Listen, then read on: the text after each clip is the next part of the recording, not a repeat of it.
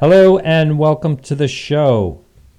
This is Podcast UFO, and I'm Martin Willis, your humble host. And boy, am I excited about this show. We are simulcasting on YouTube, and we're hoping that works out well. We never know. And I want to say hello to everyone on KGRA Radio. This is our debut show, and it's a good one. And we'll be back every Tuesday night at 6 to 8 p.m. Eastern Standard Time with some great guests. Always looking for great guests. And that is a new show time. I know it's a little bit early for the people on the West Coast, but if you get a chance to listen at work, we are safe for work. I think we've only had a couple of guests, put a couple of cuss words out there every now and then. But we are generally safe for work. So the new audience, again, I want to welcome you. And also check out podcastufo.com. We have occasional blogs. We do also accept guest blogs there. And we also have a UFO Sightings page, an anonymous posting page. You can remain anonymous if you choose to. And that's also where our podcasts are housed. And I want to thank everyone that supports our show. Anyone can support our show for $2 or more a month. And for that, you get the full archives of our 2-hour podcast over at Podcast UFO. You can play on any media player.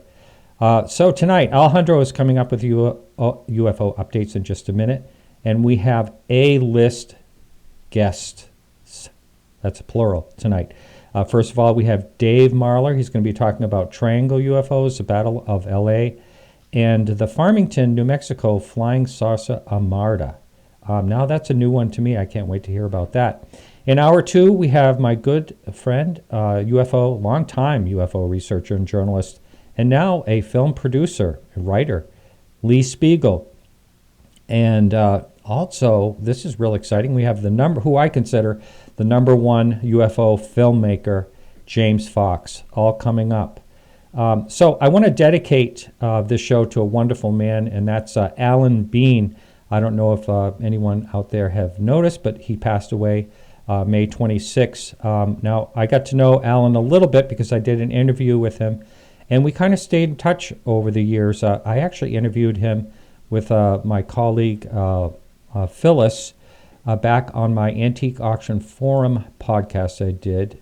We talked about his wonderful artwork. He was very talented. He did moon paintings, even sometimes put moon dust on them. He was really funny and a real nice guy, and we stayed in touch. And so I'm going to be playing a clip with him in just a minute. I want to bring Alejandro in first. Now, Alejandro, there's only a few astronauts left that actually walked on the moon now. I think there's something like 5 out of 12 or something like that. So, but I know you're enamored with astronauts the same way I am, and it was really an awesome pleasure to talk to Alan. So, yeah, luckily I got to interview the last one, the only moonwalker I really got to interview. Unfortunately, I never got to interview Edgar Mitchell, but I did exchange a couple emails with him before. But was Harrison? I can't remember his first name. Harrison Schmidt. And, yeah. He's one of the what's 5. Cool about Schmidt? Yep, he's one of the guys really into paranormal topics also. He did this whole cattle mutilation investigation a long time in the past. And actually, if people go look at my Benowitz stuff, or you read some of the stuff about, Richard Doty and some of this other stuff, he was right in the middle of all of that. So there's some good books about what he did. So very interesting fella. Hey, I'd like to play a clip of Alan Bean from the interview I did with him. I talked to him about moon rocks. So that's about 2 minutes long. It's a little echoey, but I'm going to play that now, okay? Ready? I'm excited to hear it. All right, here it goes.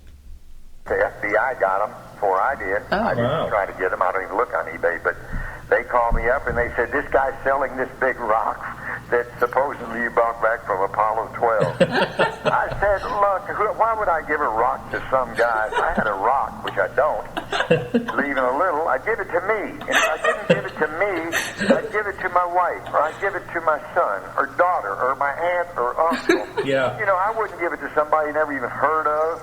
Yeah. And I said, we didn't have any rocks we brought back. They all belong to NASA and the government. As I say, I don't even have one myself. So I run into this, by the way, frequently. I'll meet somebody at a speech or something. They'll say, my uncle has got a big moon rock. I said, I'll say this. Well, did he? Where'd you get it? Oh, I don't know. He got it from one of the astronauts. He knew him because he used to eat at his restaurant. I said, really? Oh. I said, well, what size is it? And then they maybe show me a baseball size, in their hands. I said, well, where's the rock now? It's in a safety deposit box. Oh, wow. I'm sure that guy believes he has a moon rock, but I can tell you he does not have any moon rocks. Yeah. They know where every fraction of an ounce of moon rocks are. I'm sure. I don't think you'll see them on eBay either. Yeah. Well, we'll find that. The FBI got those guys. See, I said to the FBI guy who called me up and talked with me about it, I said he made a fundamental mistake. He should have claimed that one of the guys that's dead already, 3 of us are dead, that's who brought it to him. Al Shepard gave it to him. Because Al Shepard is dead, I'm sure after I'm dead and gone, there's no telling what they'll claim I brought to a zoo. And I won't be around to say I didn't bring anything like that to anybody. All right. Well, you have it here on tape now, so okay. Yeah, we'll protect that you. Won't deter. Yeah. That won't deter people, but it's good that we did. Yeah. So that's it. And what a great guy he was. Alan actually was on the Skylab back in September 20th, 1973, when they had that UFO encounter. I don't know if you ever saw that. The Skylab UFO was a great big red blob. I think they had it for about 10 minutes. So I contacted him. I said, hey, Alan, I'm doing a show on UFOs. I don't know what you think about that, but would you be kind enough to come on the show and talk about that UFO encounter? And he goes, well, I'm very busy. He very politely declined. So it's too bad. Because it was this big, organic, huge red blob in the sky. And it was very bright, too. I'll have to look into that. I'm not familiar with that one. I personally, although this hasn't always been the case, but people like Mark D'Antonio have shown me otherwise, have been able to prove with all of my favorite NASA cases that no, those aren't UFOs, those are something else. So I would love to see that, because personally, I don't feel at this point I can point to any picture or video from NASA and say that's definitely a UFO. So I would love to see that one, because I can't recall that, and that's the year I was born. So it could have been the ship bringing me to Earth. That could have been it. Wow. Yeah, you have your ship background. For those people on YouTube, you look pretty awesome. Love the spaceship. Well, that's a great clip. I'm glad I was able to hear it, because you had talked about it. And like you said, I'm a huge fan of NASA. I love NASA. I love talking to astronauts. Astronauts have this ethic about them, this a civic kind of responsibility around what they do, and a wisdom when you speak with them. And it's unfortunate that every time I post a story about a NASA astronaut, people have to talk crap about NASA, but I completely disagree with every single one of you who are talking this stuff, because I'm a huge fan, and I've said this before. I've found that group of people to be some of the most honest people that I've ever met, and I've been fortunate enough to visit facilities and talk with many different staff people who work at different NASA facilities, and they're amazing. Everyone is mind-blowing, and I recommend to people, before you subscribe to any particular conspiracy theory, go meet these people, because often they like to meet people. You can meet these people. You can go to these facilities and ask people about these things, and they love to share their work. So I remember I also asked him, I said, I don't know about you, but if I was standing on the moon, the only thing that would just take over everything I do is, am I going to get off the moon? I'd worry about that the entire time. Like, am I going to get home safely? And he said, no. He says he couldn't do that. He just had to focus on the task in front of him. And I think that's what they do. That's what they do. Yeah. That's what they often say. They've got to focus on the task in front of them, which is wise. And often they'll even talk about, even being able to enjoy the scenery. They don't get much time for that, because they focus on the task. And they even talk about, which makes sense, especially when you're doing a spacewalk or something, that you can get overwhelmed by the view. Oh, yeah. So you do have to focus in order to get what you're doing done, because, of course, most of the tasks that they're performing, or many of them, especially if they're outside of the ship, are kind of life and death situations. They're very important for the proper functioning of whatever craft or whatever they're doing. So they have to pay attention to make sure that the safety is first. But I would have the same concern as you, though. I mean, I even get freaked out flying once in a while when I think about being up in the air in this giant piece of metal. Yeah. It freaks me out, and I have to, turn on Doctor Who or something like that to distract myself. I would be freaked out the whole time. I remember my neighbor used to say when I was a kid and I was going up in a jet for the first time, he said, well, they haven't left one of them up there yet. So that did not help. Yeah. Yeah, yet. All planes come down one way or the other. Anyway, do we have anything? We only have like 4 minutes left for the news. Do we have anything in the UFO updates this week?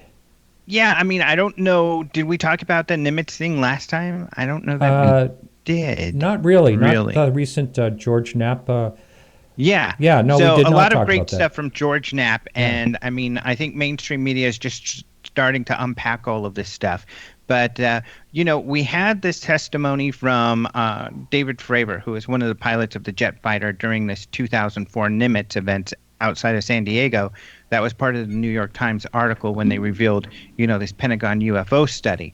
We also had Elizondo, who used to lead that program, talk about this. However, we haven't gotten any official documents. Well, it appears that we have gotten an official document, and I'm actually going to have a story coming out on Den of Geek this week because George Knapp released this document saying it was prepared for and by the military, and some people have doubted that because it doesn't fit a format that they're used to from the military. However, I did talk with Leslie Kane. I talked with several people, even Elizondo, who Elizondo said he's not sure this is the same report he saw, but he did see a military report. Leslie Kane said, we did see a report. We vetted this report. We know this is real. She said she's not sure where it comes from, but it probably comes from BASS, which is the Bigelow Group. So it comes from a third party. And Eric Davis, who worked for BASS, the Bigelow group that did this work, he confirmed that I know the people who wrote it. It wasn't a military format because as contractors, we can write them in any format we want. They rarely dictate to us the format, and then we submit it in our own format. That's why you see it the way it is.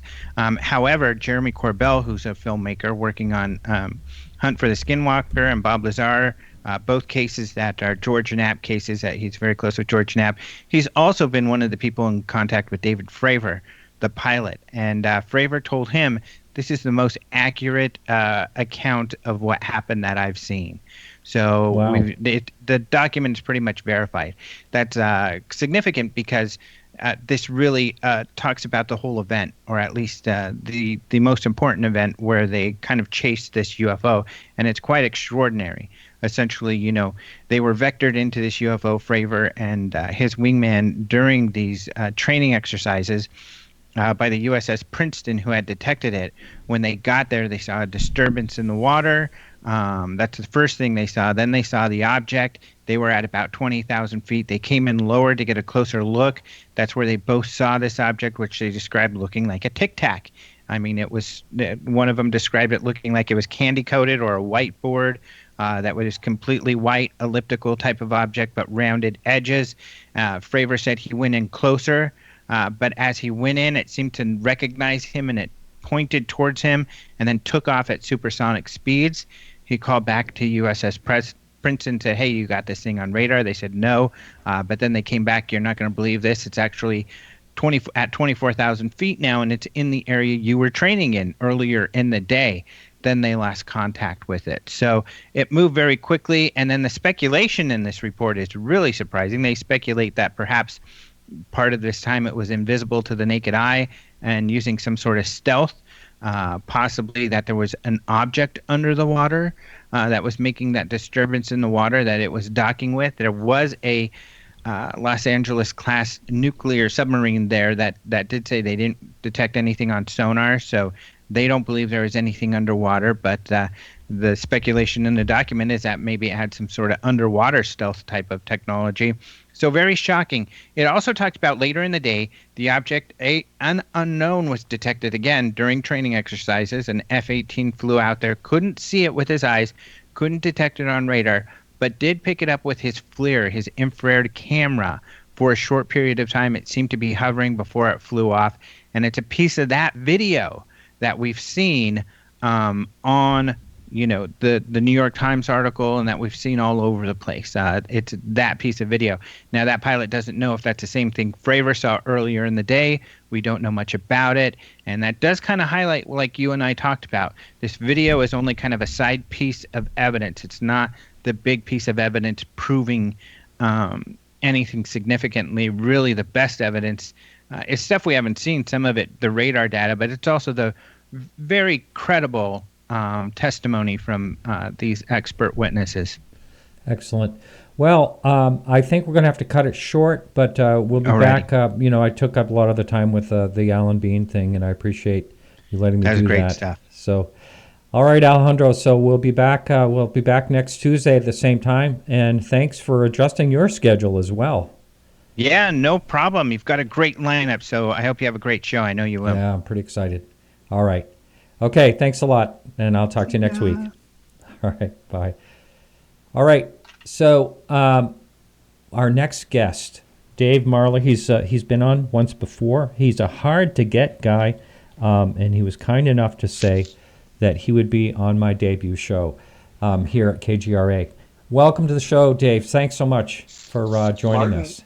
It's great to speak with you again. Yeah, I know. I think it's been a few years. And unfortunately, time flies when you're having fun in the UFO field. Yeah, and for those of you on YouTube, you can see this great background Dave has, UFO crash site and old movie posters. I love it. And so, Dave, for the person that's not familiar with your who you are, if you have some type of quick little nutshell you can give your background, that would be great. Sure.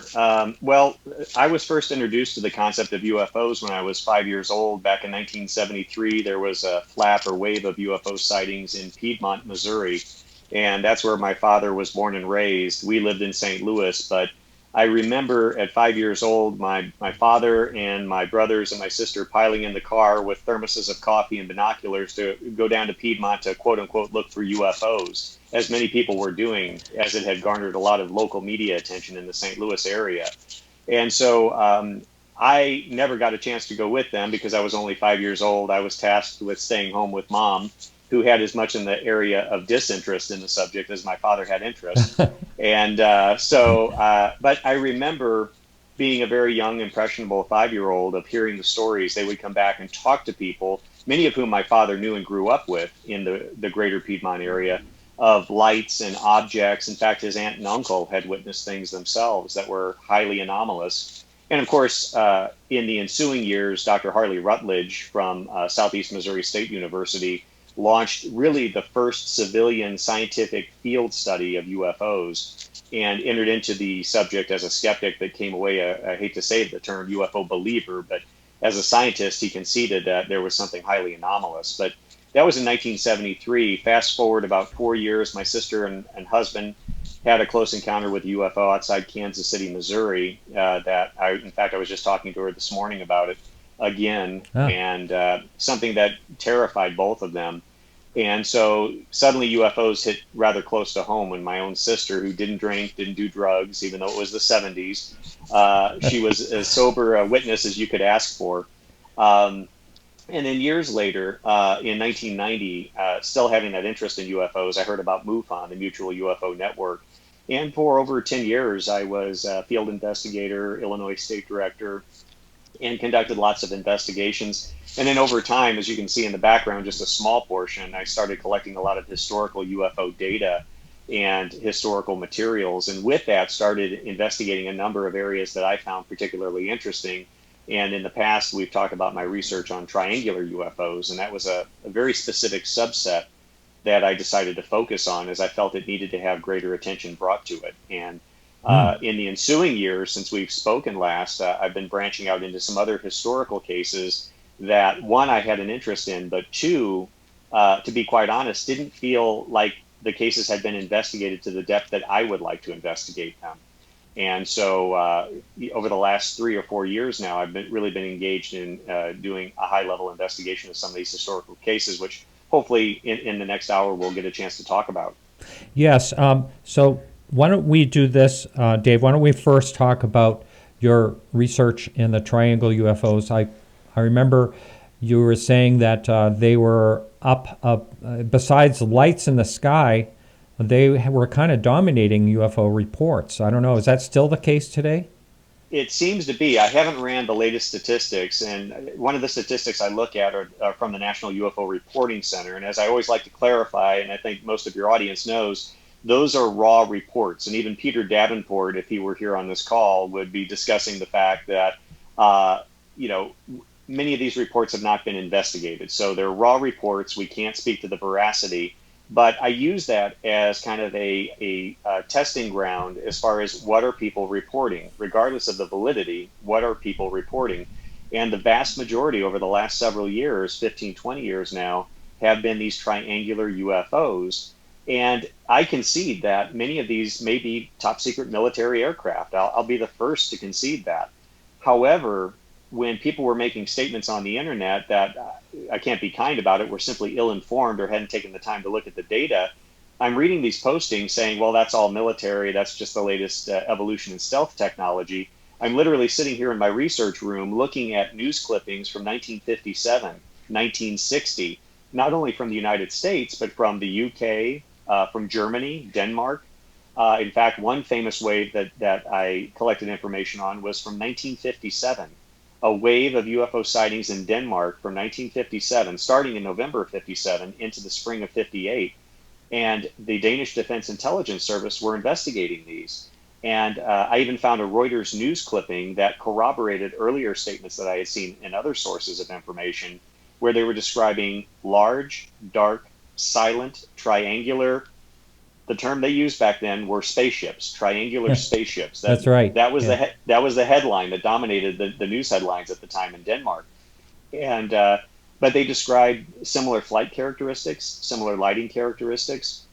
In the case of Denmark, over the village of Brohyr, a woman even described these horseshoe-shaped objects flying out of the triangular UFO, which fast forward over the ensuing several decades after that, many witnesses described, even in the Belgium wave, described objects either entering or exiting these triangular UFOs. So we have just a voluminous amount of reports of these triangular UFOs that have striking similarities that not only transcend the decades, but transcend any one nation. So when you look at that body of information, and what I try to do is collate all of that information into a book, and really make the argument that whereas some of the more modern day triangular objects that are being cited may be military, the historical record begs to differ as far as using that as a blanket explanation for all triangular UFOs. And I think we need to be very careful, whether it's UFOs or any other field of study, when we start using terms like none or all. These all-inclusive terms are very difficult. And I think, as most of the audience members will attest, as well as yourself, Martin, the world is shades of gray. There is no black and white. If life were that simple, wouldn't it be fantastic? Yeah. And whether we're talking triangular UFOs or UFOs in general, some of these might be top secret military aircraft, especially today. We don't know what the state of the art technology is.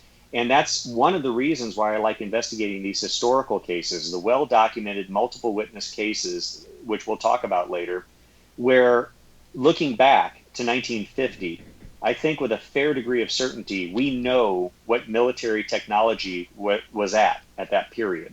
Yeah. In 2018, we don't know. We have no idea. Unless we're involved in these black projects or compartmentalized projects, we have no idea. And I don't even want to begin to speculate in that area because I would just show my ignorance. Right. So looking back at these historical cases through the lens of history, I think we can ascertain that we didn't have aircraft that could perform right-angle turns at 10,000 miles an hour or hover for extended periods of time. And so that's one of the reasons I like looking at these historical cases. The other one is quite simply in the last 20, 30 years, we've had new documentation declassified from these early cases from the 50s and from the 60s, and even the Battle of L.A. back in 1942. Some of those documents were declassified until the late 70s, early 80s. And it was researchers like Barry Greenwood who really did the lion's share of work in trying to ascertain and request FOIA, Freedom of Information Act requests to obtain those documents. So even after all these decades, new information can be gleaned from those documents. Dave, we're right at our break, so we got to take a quick break. However, we're going to be live still on YouTube. So we're coming up on the break. If you're listening, you are listening to Podcast UFO on KGRA Radio. And my guest, of course, is Dave Marler. We'll be right back after this commercial break.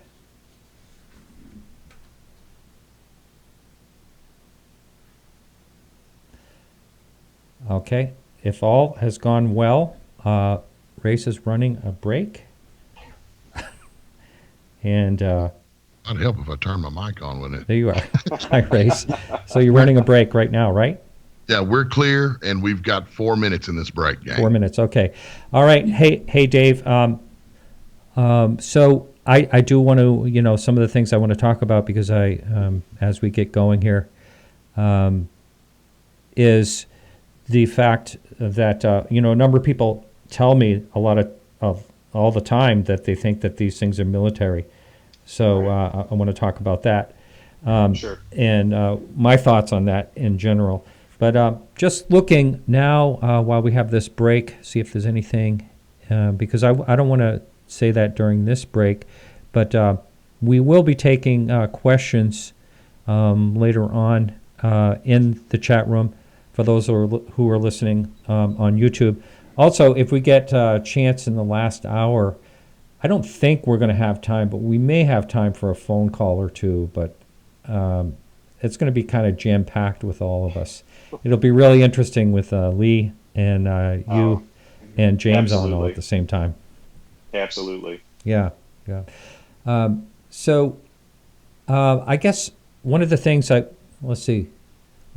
want to talk about the Battle of L.A.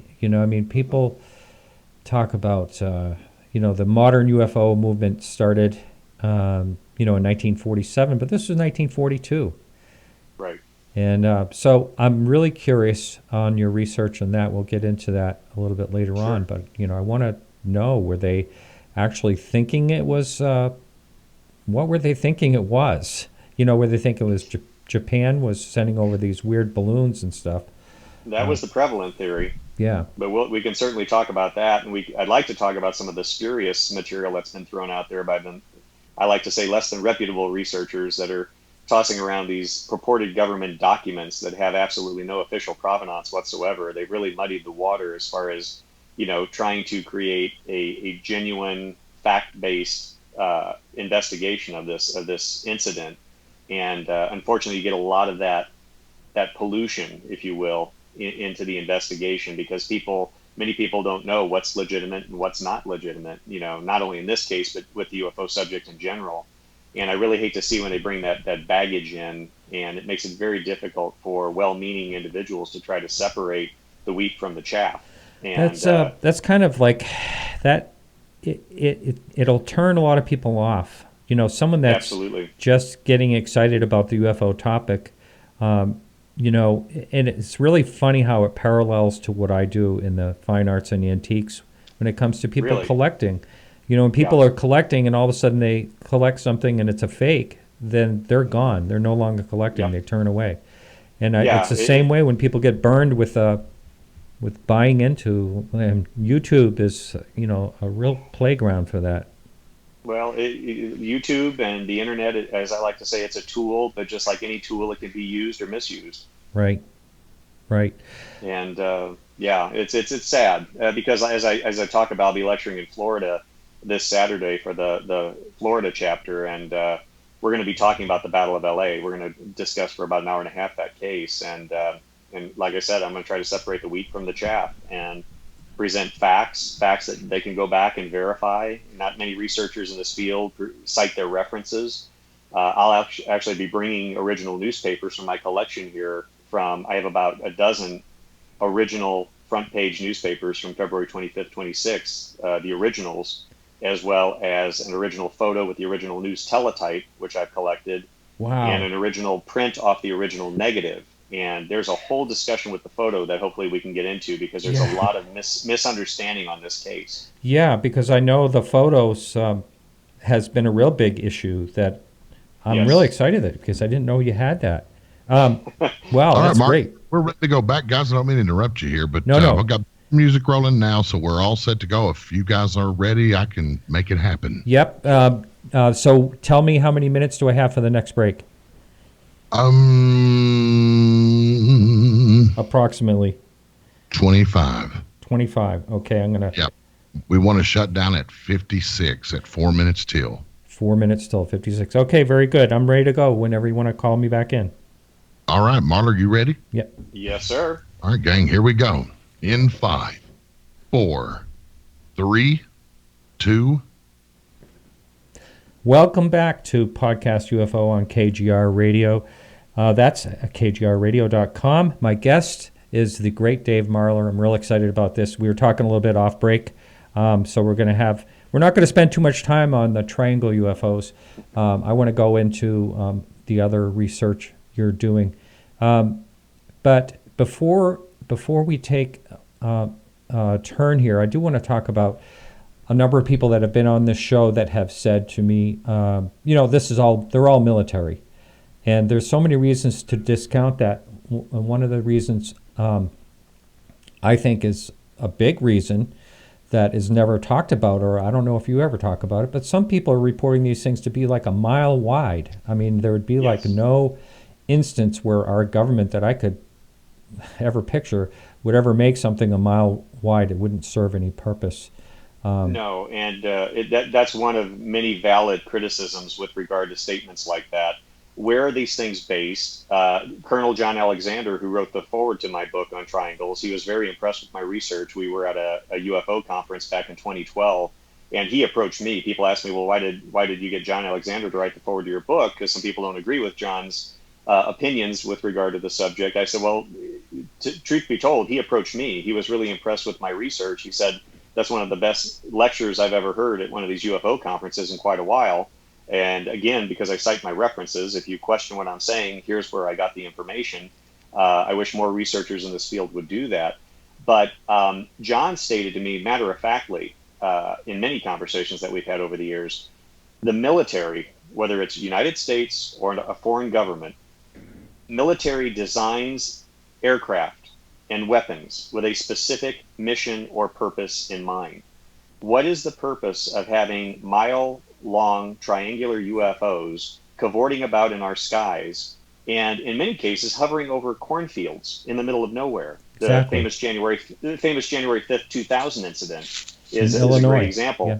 In Illinois, I was the lead investigator for MUFON at the time, and that's what personally kind of really piqued my interest on the subject. And as I'm sitting in these various police stations interviewing these police officers for that case, I was struck with the similarity in their sketches, in their narratives, in their descriptions of how it mirrored what the gendarmes in Belgium 10 years prior were describing. And many of these officers weren't even familiar with that. Most of them, I don't think, were. And I could almost stitch together the narratives between the Belgian witnesses and the Southern Illinois witnesses, and they're essentially describing the same thing. And, especially in that case, Martin, to your question, people say, well, it was sighted near Scott Air Force Base, therefore it was military. It's like, well, first, that's kind of a gross assumption. We have many UFOs reported near many military bases, but that doesn't mean that that's their point of origin. And correlation is not always causation. Just because the military base is there doesn't mean they're responsible for this object. But to your point, most air bases couldn't sustain the landing of one of these objects. Where are these things being based out of? And to my knowledge, and I think I have one of the largest databases on triangular UFO reports worldwide, we have no reports of these things taking off or landing from a military base. They're certainly flying around in the sky, but where is their point of origin? Where are they being based? And to your point, let's just talk basic military logistics. How many people do you have to maintain an F-18? Like Alejandro was talking about the sightings by naval pilots. You have an entire crew that maintenances that type of aircraft. If you have an aircraft a mile long, do you have any idea the scale, the logistics, the personnel involved in trying to maintain an aircraft that size, let alone the logistics of where are you going to house it, where it's not visible from satellites or from people nearby. So I really have a hard time buying that. And again, we can talk about the modern reports, but we simply can't ignore the historical body of information that exists, where these triangles have been around for a very, very long time. Yeah, and that's right. Go ahead. And we just simply can't ignore that. You can't arbitrarily look at the new cases and say, well, that's military. And when I put forth the argument, what about these cases from the 50s, 60s?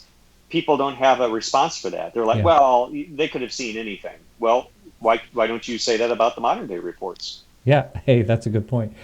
So a couple of things.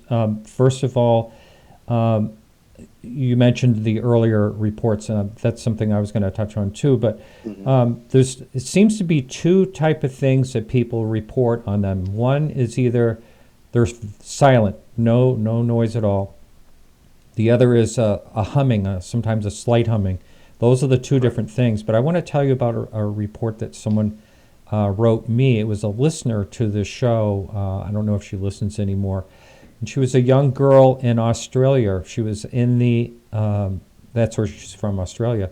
She was in the garden with her grandmother, and all of a sudden there was like this shadow, and she looked above, and there was a triangle going over them silently, but it seemed to force them on the ground, like a pressure. She said she felt a pressure and kind of like lay down on the ground in horror. Mm-hmm.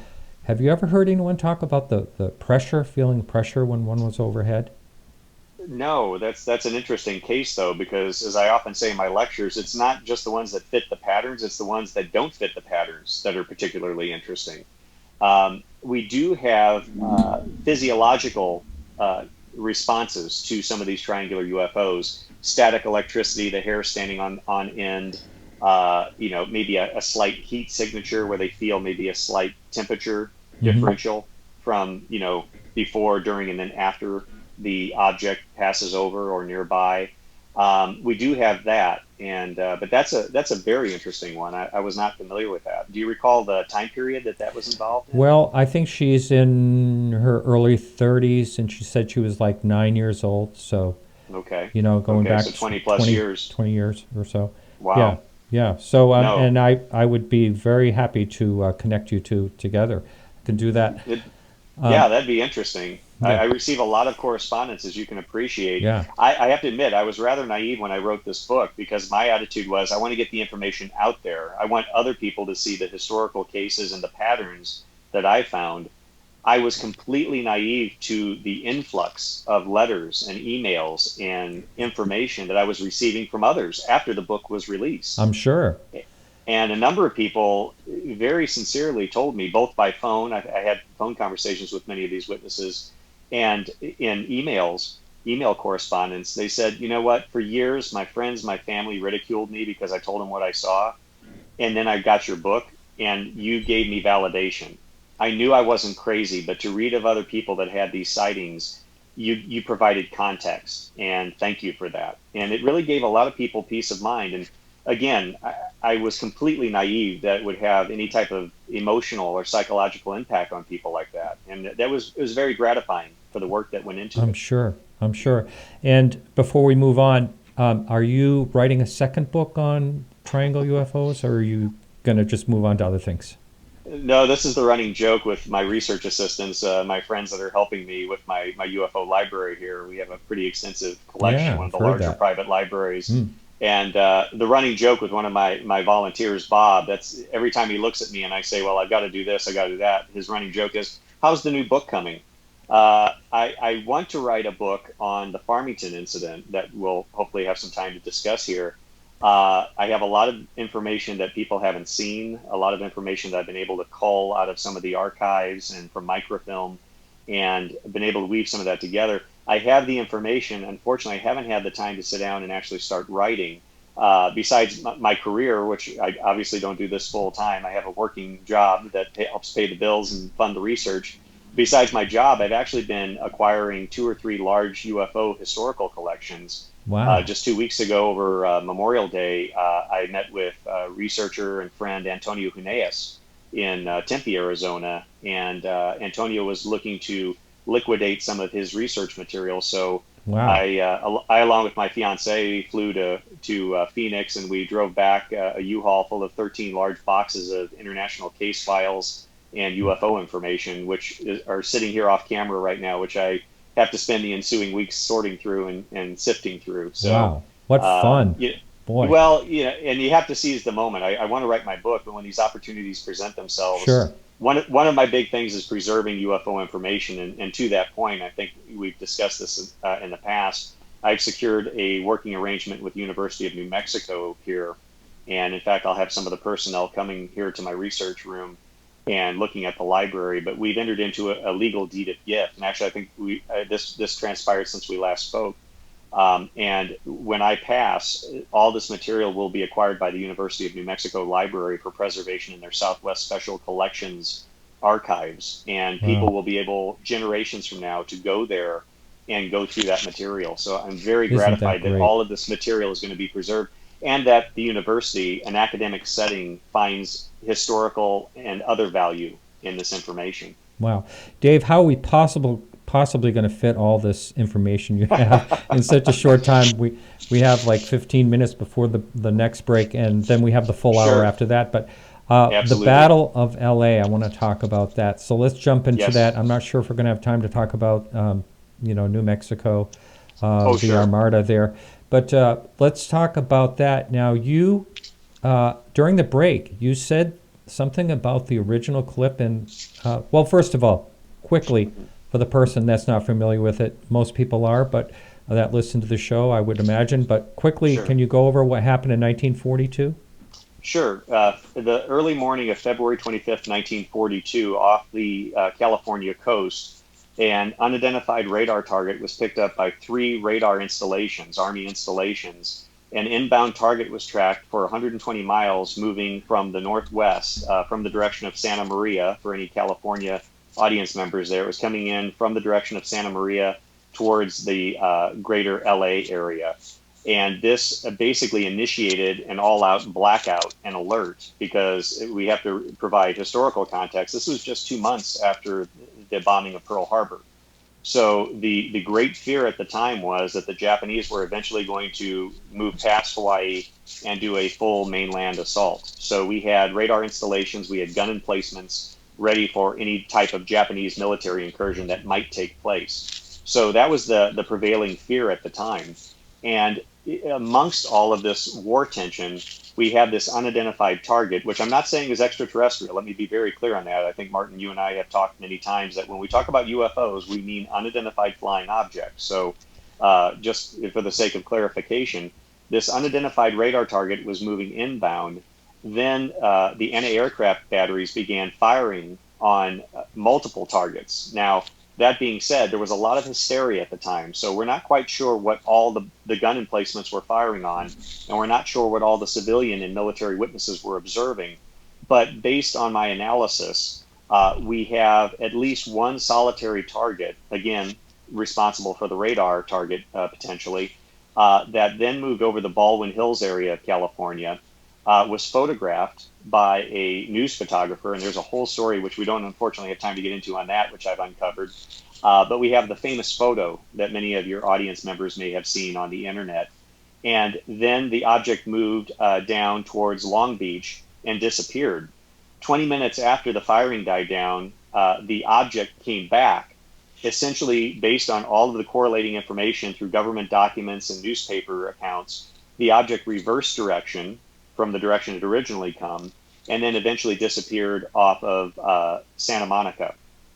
And so we have radar confirmation, we have visual sightings, we have a military engagement of this object, and we have photographic evidence. Now, the photograph that many people see on the internet, I'm here to tell you, has been doctored.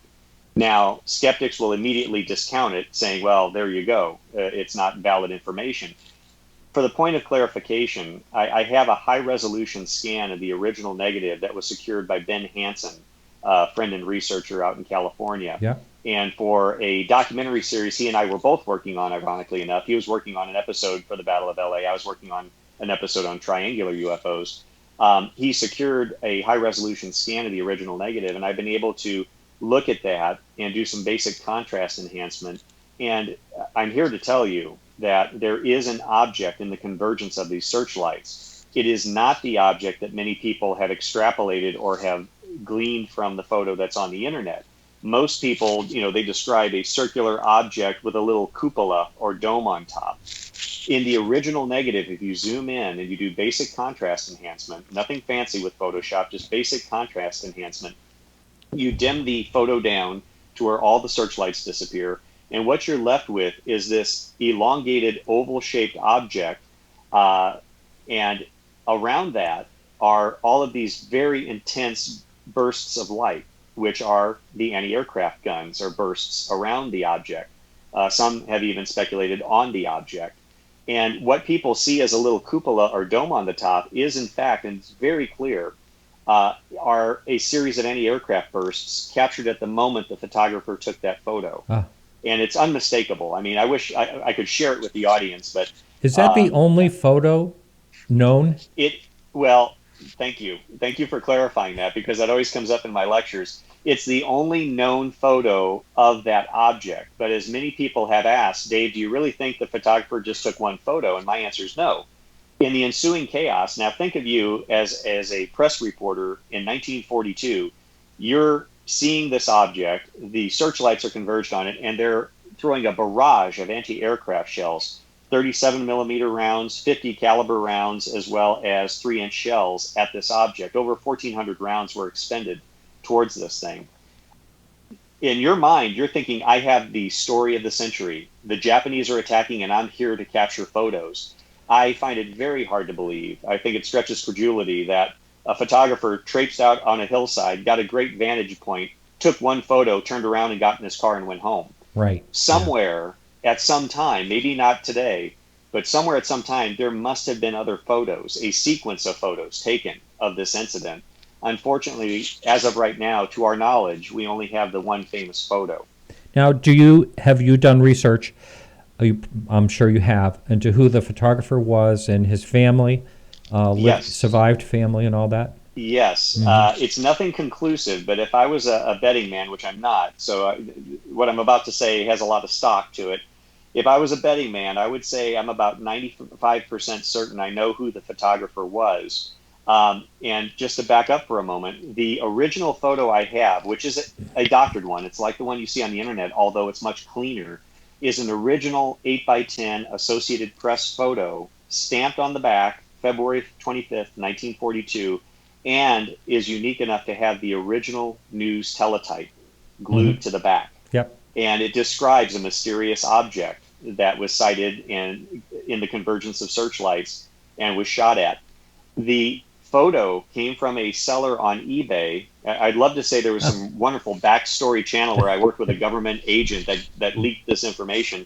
Unfortunately, I got it off of eBay. Now, that being said, I have many other historical photos from that time period, so I know the earmarks to look for to show that it is a genuine photo. But I reached out to the seller and became good friends with him, and he sold me or provided a series of other photos from this collection. Long story short, I know we're tight on time. The collection belonged to an Associated Press photographer by the name of Ira Goldner. And Ira Goldner lived in the greater L.A. area in February 1942. We even have on the internet photos posted by the Associated Press of Bing Crosby and his family, Japanese citizens being rounded up for interrogation by LA police. And the attribution on those photos on the internet are Ira W. Goldner. So we know he was an Associated Press photographer. He was in LA in February 1942. And we have numerous other photos from his collection. And it was in this collection that this photo and the news teletype were garnered from. Interesting. Wow. So I'm sure you've heard all the skeptical views of what this may be, and I'm sure you've approached it very carefully. Whether it was a balloon, but you're saying it changed, where it was going and then came back, which I feel would be very strange for a balloon to do. What are other people proposing what this could have been? Well, the most likely explanations that I've heard postulated by the skeptics, it was all attributed to jittery war nerves. There was nothing there. It was just mass hallucination. Wow. People were looking for Japanese planes, so they looked up in the sky and they saw them. That's one explanation. Well, I'm sure it played a role of somewhat into. Oh, it did, and as I mentioned earlier, there was hysteria. There were misidentifications that took place. But the one thing I like to say is, if we want to go with that theory, and I try to knock out every possible explanation, I don't look for UFO as the primary explanation when I go into these cases. If anything, it's the last explanation I look for. The fact of the matter is we have a radar target. Now, radar was crude in 1942, I concede that, but we had 3 separate radars correlated on a target moving 120 miles inbound off the Pacific, moving towards the greater L.A. area. To my knowledge, hallucinations and war nerves can't be tracked on radar. In addition, hallucinations and war nerves can't be photographed. So something was obviously tracked on radar, something was photographed. What that something is, I don't know. It's a genuine unidentified flying object. But most of the skeptics will attribute it to a barrage balloon that broke loose from its tether and floated around, and that's what people saw. And I would concede that the general shape of the untouched photo is a roughly elliptical shaped object, which does comport with an anti-aircraft barrage balloon. However, the Navy and the Army were at odds with an official explanation. The simplest thing for them to come up with would be to say it was a barrage balloon. It broke loose, was captured in our searchlights, and we shot it down. The problem with that is they never recovered a barrage balloon. There was never a report in any of the military reports, which I obtained through Barry Greenwood's research. There was never a missing barrage balloon. There was never the remnants of a balloon, which these things are very large. You know, they're in excess of 75 feet long. You can't miss a barrage balloon. It's not like a little weather balloon. And to your point, Martin, which is a valid point, a barrage balloon isn't going to move inland from 120 miles off the Pacific, then maneuver around the greater LA area, disappear for 20 minutes, and then circle back and reverse course. Yeah, so you have to have some strange wind patterns for that to happen. That's one hell of a balloon, let me tell you. Yeah. We only have like 3 minutes, so there's no way we can get into your New Mexico. We'll have to save that for another time. But there you go. The one thing also on this, I know there were several people that, we got 3 minutes, several people that actually died, I mean, some of them from the shell casings, I believe, and one of a heart attack or something like that. Actually, surprisingly, none from shell casings. There were injuries, but no deaths attributed to shell casings because, to your point, what goes up comes down. And there was a lot of shrapnel that did a lot of property damage.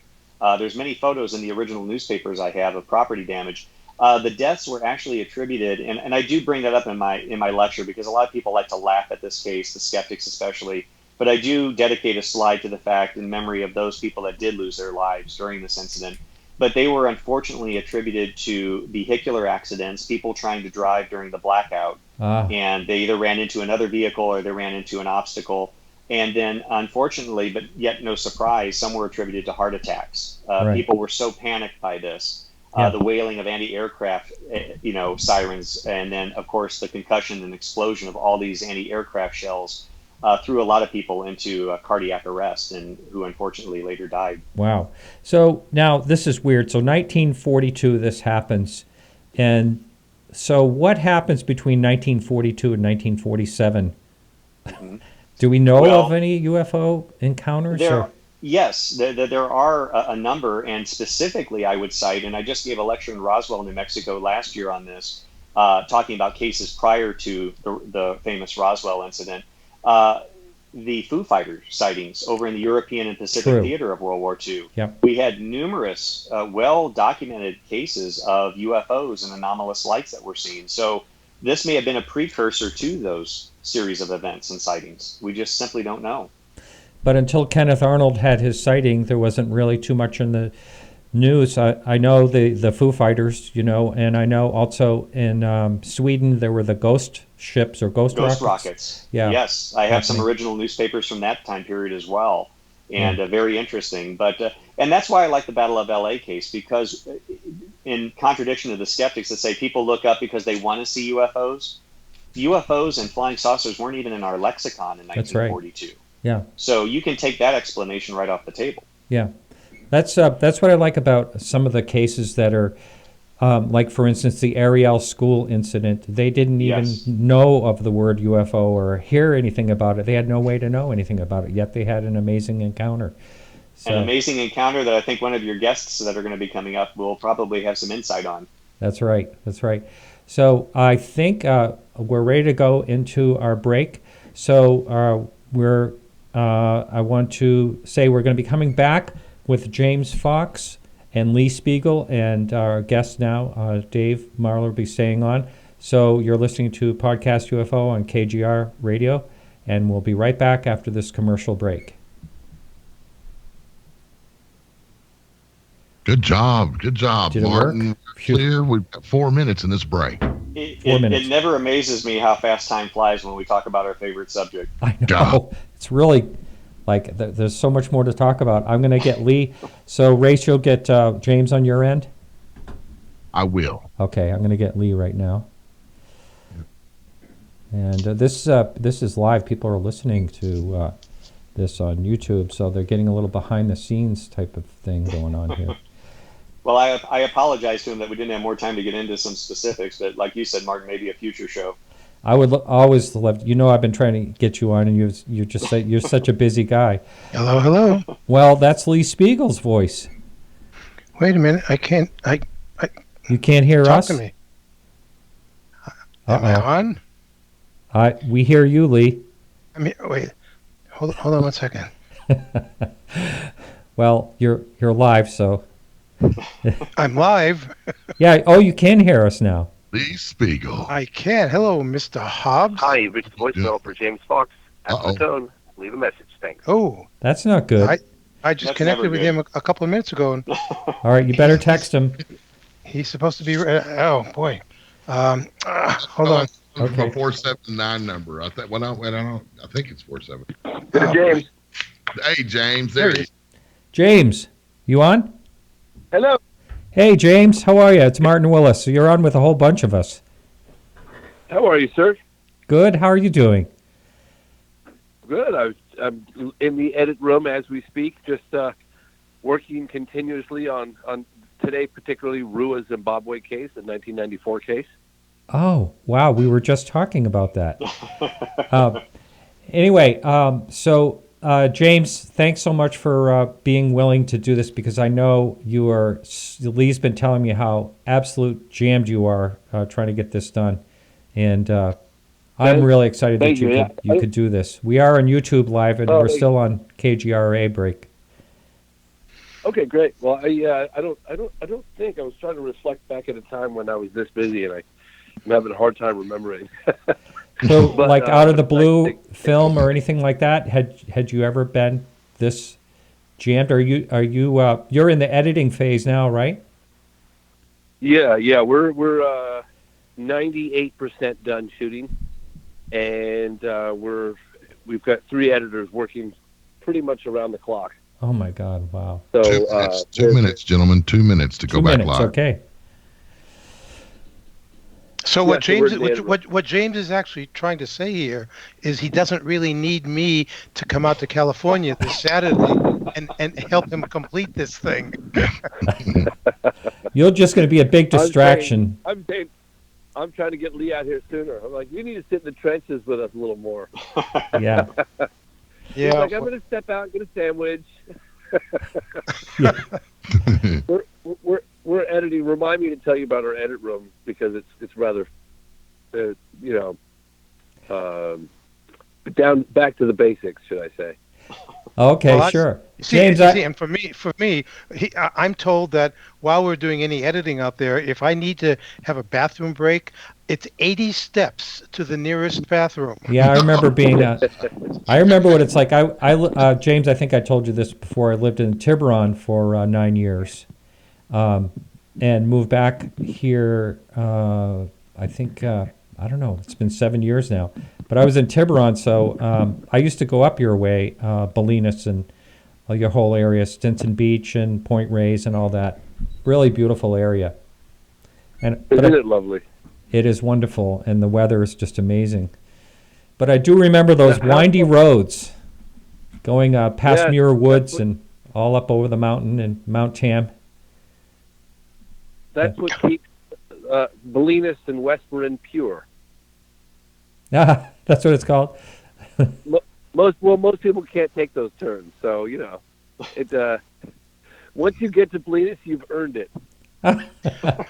Especially if you're a passenger in a car that's going up the mountain at about 120 miles an hour. All right, guys, 20 seconds. Stand by, and I'll count you down, Martin. Okay, sure. All right, here we go. Stand by. Yeah, I'm killing a perfect relationship here. Stand by. That's my line. You can't steal my line. Oh, that's right. That's right. That's my line. I know. He says it every other moment. I literally am standing by right now, just so you all know. Stand by. I am. I'm literally standing by. All right, here we go. Martin, you ready? Yeah, I'm ready. Lee? Yes. Marler? Yes, sir. And Senor Fox. Everybody all set? Hey. Yep. Yes. All right, here we go, guys. In 5, 4, 3, 2. Welcome back to Podcast UFO on KGR Radio, KGRradio.com. My guests are David Marler, Lee Speigel, and James Fox. We got them all on. It worked. How about that? Unbelievable! I didn't even know for the this moment. I'm so excited. I thought that Mr. Marler was gonna do the second half. I was delighted to hear that he's on with us now. Hello. Oh yeah. Hello, James. Yeah, he's stuck. He's stuck with us. So, we have a lot to get to, and we have 1 hour here. And I've been talking quite a bit with Lee over the last year. We've had a lot of great conversations. And so, James, what can you tell us about what you're working on? I can neither confirm nor deny. I'm kidding. Take care. All right, that's the end of the show. Okay. Gosh. Well, it started about 6 years ago when I received a phone call from Tracy Torme, and I don't know how much you want me to get into it, but he planted the seed of producing the seminal feature-length documentary film on the subject of UFOs that would sort of set the record straight once and for all, sort of high production values, some of the best cases, that sort of thing. And I tried with my last 2 productions to do that. And I felt that while I did fairly well, that there was lots of room for improvement and that I could have done a lot better. And I remember when I finished I Know What I Saw, it was incredibly challenging. Just even once the film was done, to get it sold and get it delivered was incredibly challenging and required raising more funds and very difficult guidelines to adhere to with A&E. But in any case, when I finished it, I remember I was a little disappointed, and it was broadcast on his channel, and my dad sort of pulled me aside, and he's like, "What's going on, son?" And I said, "I don't know, Dad. I really feel like I could have done a lot better." He said, "Yeah, but look at what you did do." And I said, "Yeah, but I was, because I set my sights to get a theatrical with I Know What I Saw." And but every time I've finished a UFO film, I always say this is going to be my last one. I'm never going to do another one. I just learned not to say that anymore. But anyway, so Tracy called me up about 6 years ago, and he said, "God, I saw your movie, and I had given up UFOs, and it's been so long, but I got inspired, and then I read Leslie Kane's book, and how would you like to team up and produce the And I thought, my gosh, this is kind of what my dream has been, and so we decided to launch this film, and we've gone through a lot of partners and funders and backers and names, but here we are, nearly 6 years later, and we're about 3 or 4 months away from having a really good, solid, rough cut to start shopping. So I can't wait. Lee has filled me in little things that I have to keep secret, and I'm sure the listeners love to hear that. But I just can't wait for this to come out, and I have said many times, that you have made my favorite UFO movies of all times. Out of the Blue and I Know What I Saw, both are just top notch. So I'm really, really looking forward to this. You. And from what I understand, you have some great funding and you're doing things perfect and right. So it's going to be real exciting. You know, it's funny. I was just having this conversation last night with a gentleman who was working with John Mack back in the 90s, and they were going to do something for the Learning Channel, and it was going to cover, among other things, the Rua Zimbabwe case. And he had been given, because he was working with John Mack, he'd been given all the original tapes and material that John Mack had. And of course, the project kind of fell apart. And then, you know, John Mack looked the wrong way and was run down in England. Right. And so the whole project was dead. But I bumped into this guy, literally bumped into him on the street in Colorado, and we started talking. And long story short, he's now been helping out with the Rua case because it's been something that he started 20 years ago, and he's really excited to get involved. But he pulled me aside last night, and he said, "Gosh, I'm so impressed with the production values. It looks like 60 minutes, or like, you know." And I said, "Well, that's no accident, because when I Know What I Saw was finished, we were shopping it, and Lionsgate was going to pick it up. And I couldn't have been happier. Obviously, the money would have been great, but the level of global distribution would have been phenomenal for the cause."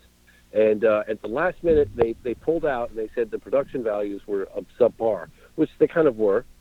And so I said to myself that very moment, back in 2008, I'll never make that mistake again. So one of the things that's really going to stand out in this film for a lot of people out there is on production values. We hired top-notch cameramen and audio men and lighting men. I mean, there are some occasions where we were kind of in the trenches in foreign countries where things didn't go perfectly well, but for the most part, it's really beautiful to look at. The production qualities look like, you know, Frontline, 60 minutes. It's great, and I'm really happy that we could do that, you know, because I feel like the subject has been lacking, and you know what I mean? Yeah, right. I'm going to bring Lee in just a minute, but one thing before I do, I want to ask you, I know that it started out, a lot of people have been talking about the name of the film, and they started saying, is it 701? It's not 701 anymore. I know you have kind of like you're working with a title to the movie. Is that something you can talk about? And before you answer that, is it still going to have the theme of the 701 cases, or is it just changed tack completely?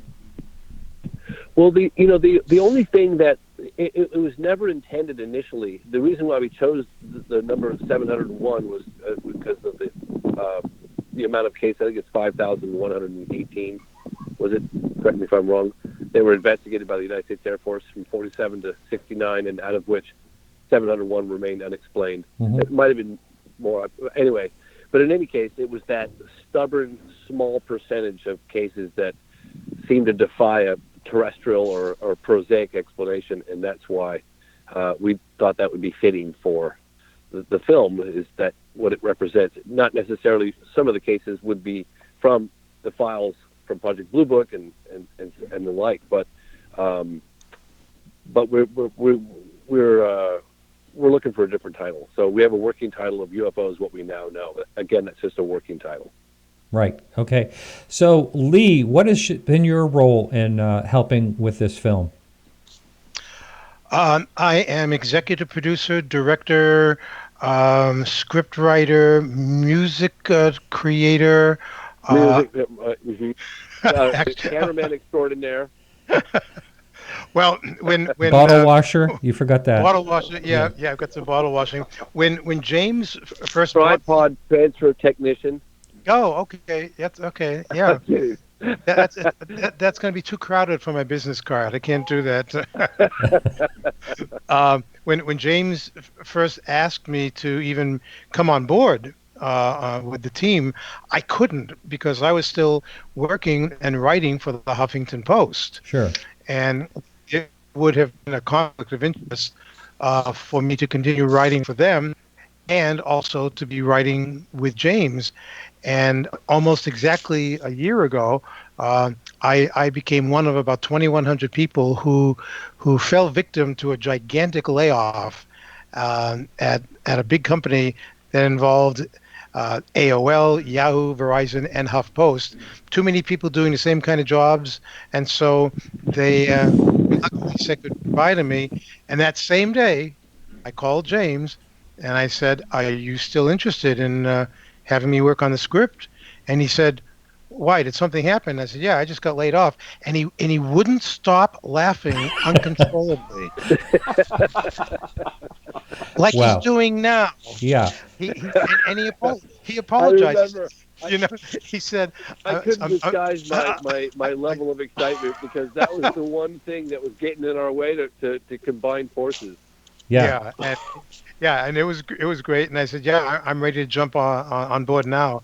And I am so impressed with Mr. Fox's passion, not only for the subject matter, but I mean, this man is working 6-7 days a week, sitting at an editing studio, and he's going through, I'm going to say, conservatively, thousands of feet or inches or yards of videotape he has shot around the world. Not to mention the amazing footage he shot with his two outstanding drones that he's been using. I mean, and without giving anything away, I will tell you this: the opening sequence of this film is going to take everybody's breath away, and that's all I want to say. Yeah, it's so good. And I know what it is too, and I have to keep the secret. I don't like that. Yeah. So hey, Dave, go ahead, James. Go ahead. I was just going to say that there are several pinch me moments for me, and I know for Lee as well. And thank God Lee was sitting right next to me during those times. Actually, at least a couple of them. Yeah. But those moments where you're sitting there filming and you're conducting this interview and you're thinking, "How the hell did I get here? Yes. How did this happen? Why am I so lucky?" And I remember a couple of times, and I quite seriously mean this, I would literally pinch my leg to see if I'm dreaming or not. And there are definitely a couple of moments like that in this film. Oh, yeah. I mean, we have people who we've already interviewed. They're in the can that are amazing, from politics to military to science to law enforcement. Just an incredible array of people who just wanted to come forward and get something off their chest, as so many people have not felt that they could for so many years. And we're in a really good position to present this film. And it's going to be a little different from other documentaries. We're not out there making claim that the United States government or the governments of the world are just been lying to us, for their own purposes, and it's a gigantic conspiracy theory. No. We leave that to other folks who want to put that into their documentaries. We're going in a different direction, one that I think people will resonate with when they see this. Wow. We have the drone picture when you were up on Mount Tam showing now on YouTube. So, speaking of getting things off their chest, I'm going to let Dave Marler ask you a question. Dave, do you have a question you'd like to ask them about this film or anything else? Yeah, how did they make me look in the segments they filmed with me? Uh-oh. Well, we had to blur your face out because we said it was top secret. I couldn't pass that one up. Martin set me up for that. So. Yeah.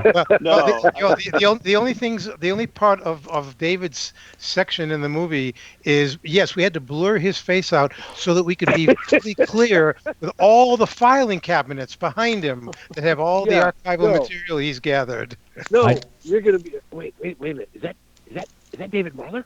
Wait a minute. But we disguised your voice too, so you can see your shoulders quite well. Yeah, but Martin, for the sake of you and the audience, just had a wonderful time having James come out and spend a weekend here, and I was just happy and gratified that we had a lot of historical material here that he was able to utilize for the production, and Lee had a chance to review much of that as well, and Lee and I have talked about that as well. Yeah. But I'm really glad that James and Lee have woven this fabric, and I think that's a good way to describe it, where they weave in these narratives, these cases, this information, and data.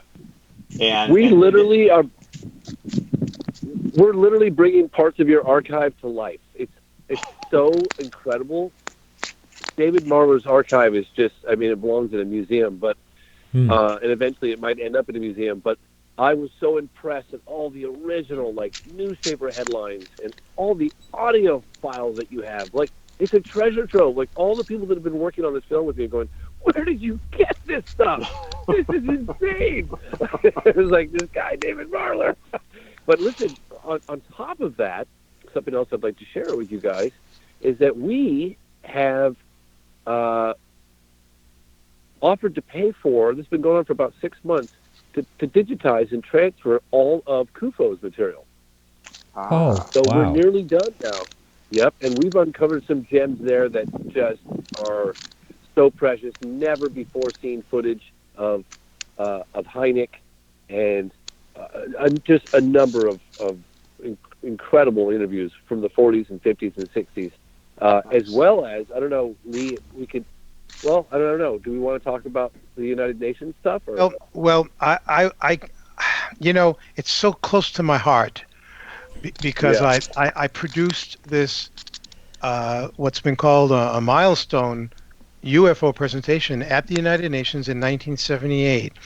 And for all of these years, I have been kind of searching in the little nooks and crannies and corners to find footage, as much footage as I could of the presentation, because I wasn't given the footage as I was promised by the country of Grenada back then. And so we've been looking and looking, and all that I'm going to say is, if I was wearing a hat right now, I would tip it to a young lady named Kelly Fox. Kelly is James's sister. She's been doing amazing work going through archive organizations to find us things for this documentary. And a few months ago, James called me one day and said, "What have you been looking for like 40 years that you've been frustrated and haven't been able to find and to be able to share with the world?" And I think I said something like, "Well, I've already got a beautiful woman, so..." That was a good answer. Yeah. Thank you. And I said, "Okay, don't tease me." He said, "Kelly found all of your United Nations footage." Oh my goodness. Oh yeah. Wow. I bet you looked a little different too. I saw the pictures.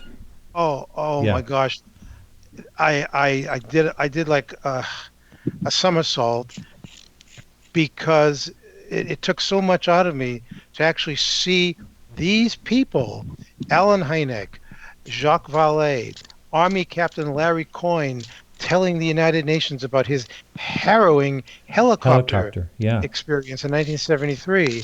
And I hadn't seen any of this footage in the last 40 years. And now we have a possibility of getting it. That is amazing. James, I think you're getting a little crosswind there. Did you have something you were saying, Dave? Oh, I'm so sorry. Yeah.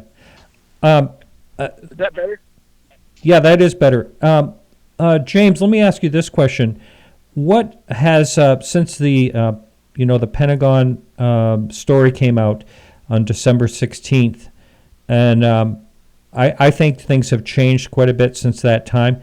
Have you had to adjust anything or change anything since that has happened, or have you taken any new tacks on what you're doing because of that article and people taking this more seriously these days? When you say have I taken any more new tacks, you mean like Tic Tacs? We were talking about the Nimitz earlier. Yeah. Like that, right? Yeah. No, it's funny actually, because I remember when I put together a proposal. A financial proposal for the third investors we got on board, and how do you account for something without knowing that? And so I just said, something's going to happen. How are you going to end this? I said, I don't know. Something's going to happen. It will. It always does. And when it does, we'll document it. And I put a little extra budget in for that. And then lo and behold, the cover of the New York Times happened. So yeah. I predicted something would happen, but I didn't predict something that good would happen. Do you know what I mean? Right. So with that happening, you have actually changed some things in the film, right mid-film, right? Are you there? Yeah, I'm right here.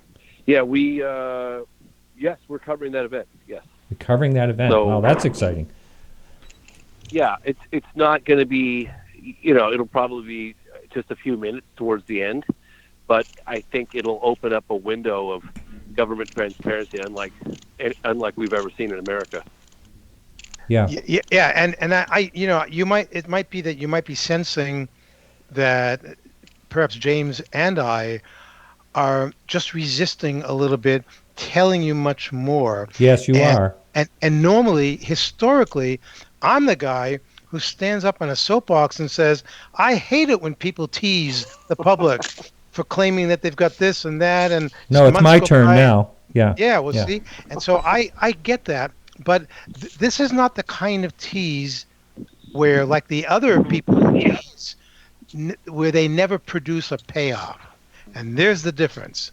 We're going to give you a payoff.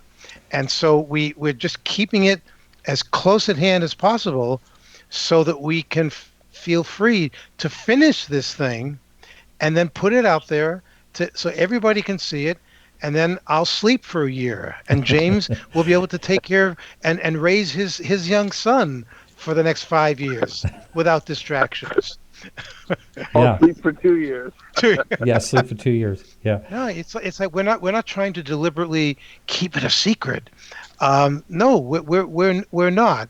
I will say this: for all the people out there who almost daily say, "Well, disclosure, it's right around the corner. I can taste it. It's happening. The truth is going to..." No. Folks, take a deep breath, everybody. First of all, I don't believe any of us here on this show right now will actually be alive long enough to hear or know the ultimate truth about UFOs. And as far as disclosure, hey, folks, if you do the legwork, you got to go out there and do some research. You will find disclosure has been happening for a very long time. You just got to look for it, and you'll find it. Right. James, going back to the topic of the Pentagon, the New York Times story, do you believe that you'll be able to sell the film easier because of that?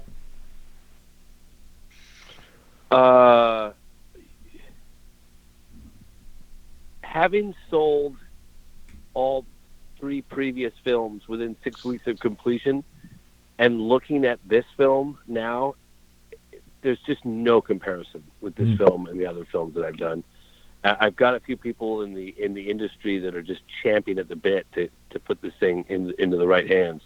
So great. I think that it's going to make the other cases that we're featuring in this film that much more credible. To have this program come out and the people that were behind the program coming out, validating the existence of UFOs. I think that's going to be a tremendous boon for the film, no question about it. And certainly in the marketing, people are keen to know more at this point.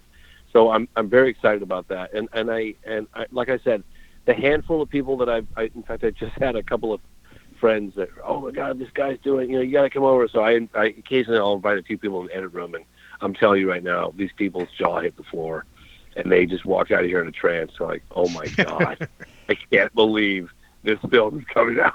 Like, wow. Now, would you? I thought to myself, well, we're going to deliver. It's very exciting. Yeah.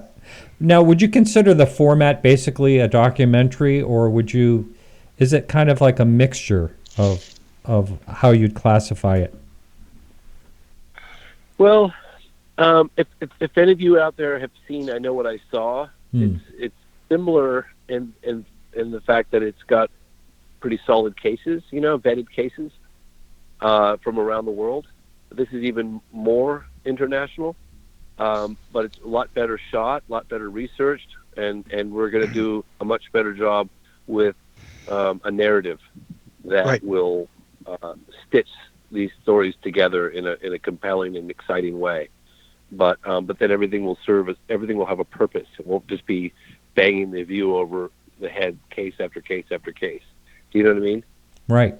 So I hope I answered your question. But do I feel like that will help sell the film? Yeah, absolutely, I do. But I feel like it will sell with or without that. I mean, it's about the closest I've seen to disclosure ever. This it's going to be it's. I can't see how it's not going to stir the pot. Let's put it that way. Excellent. Well, I had Selma Siddick from the Ariel School incident on my show, and I'm telling you, I had goosebumps talking to her. That's just, to me, I'm glad that case is going to be part of it, because that just is such an incredible case, and and what they saw and everything is just amazing. So I was really glad to hear that was going to be part of the film. Hey, well, Martin, it's so funny because. Oh, good. Oh, I just wanted to add, James, that I want to let Martin know that James and Lee have shared some of the clips with me, both shot with myself but with others, and in discussing the material, and Lee and I have had many discussions on this. I just want to commend James and Lee for their vetting process. Martin, you and I have talked many times about this field. There is everything from credible to crazy and all things in between. And I want to commend Lee and James for their vetting process. Many times you see productions, or you hear a lecture, or you see this or that presented in the UFO field, and you say, you know what, that's really good, except for the fact they included that person, or they included that case. Yes. And just from what limited information they've shared with me, what I've seen thus far, and I have zero tolerance for craziness in this field, there is no weak link. They have no weak link. And they make a compelling argument that I would task any of the most ardent skeptics to watch this documentary and come away and still feel the same way that they did before they came in to see it. So I just want to commend Lee and James for their work in that regard. This field is striving for credibility, and both James's previous productions as well as this one hits the mark, and it hits the mark big time. Right. Well, thank you. Thank you, David. And you know what? Right back at you. While you're handing out compliments, I want to say that David Marler is like a walking encyclopedia of UFOs. It's not just that he has hundreds of filing cabinets with folders in them with papers and correspondence and pictures. You go up to this guy, or you call him. If I call David any day of the week and say, David, listen, what do you know about 1973 Pan American 747, he'll suddenly stop me and he'll just tell me the entire case, the names of the pilots, the names of every passenger on the manifest. Their dates of birth, dates of birth, who they married, when they got a divorce. He is so thorough. He is a walking encyclopedia. I feel like every time, David, that you've received a new file or information, as you're thumbing through it, I can hear the clicking of like a camera in your head. Click, click, click, and it's going into another filing cabinet of your mind. That's how good he is. Well, thank you. But to demonstrate that, I think James was witness to that when he was here filming, because he was asking about this case and that case, and I'm literally running around pulling files out of various file cabinet drawers. And as I like to say, it's great to have all this information, but if it's not organized and if you can't readily retrieve it, there's no point in having it. So thank you. Well, it was so funny because I've been working with this other guy who's a really good editor. His name is Ben, and Ben will, I'll put him on a certain task, and a couple of weeks ago he comes back. He goes, "Oh, there's this guy, David Marler. He knows it all. Like I just put him on and roll it." I said, "Well, yeah, that's his archive." He's like, "Oh my god!" It was so funny because there's a very complex period that I think leads nicely up to the Socorro incident in '64, but a bunch of things that build to that. So by the time you get to Socorro, New Mexico in '64 with Lonnie Zamora, that case just becomes that much more palatable for, I think, mainstream, because we've built our case with these prior incidents, which I knew very little about. And I'm really I'm really glad that James recognized that, because I've lectured before on the fact that there are these precedents for Socorro, namely Levelland, Texas, Alamogordo, these other cases describing essentially the same scenario that played out.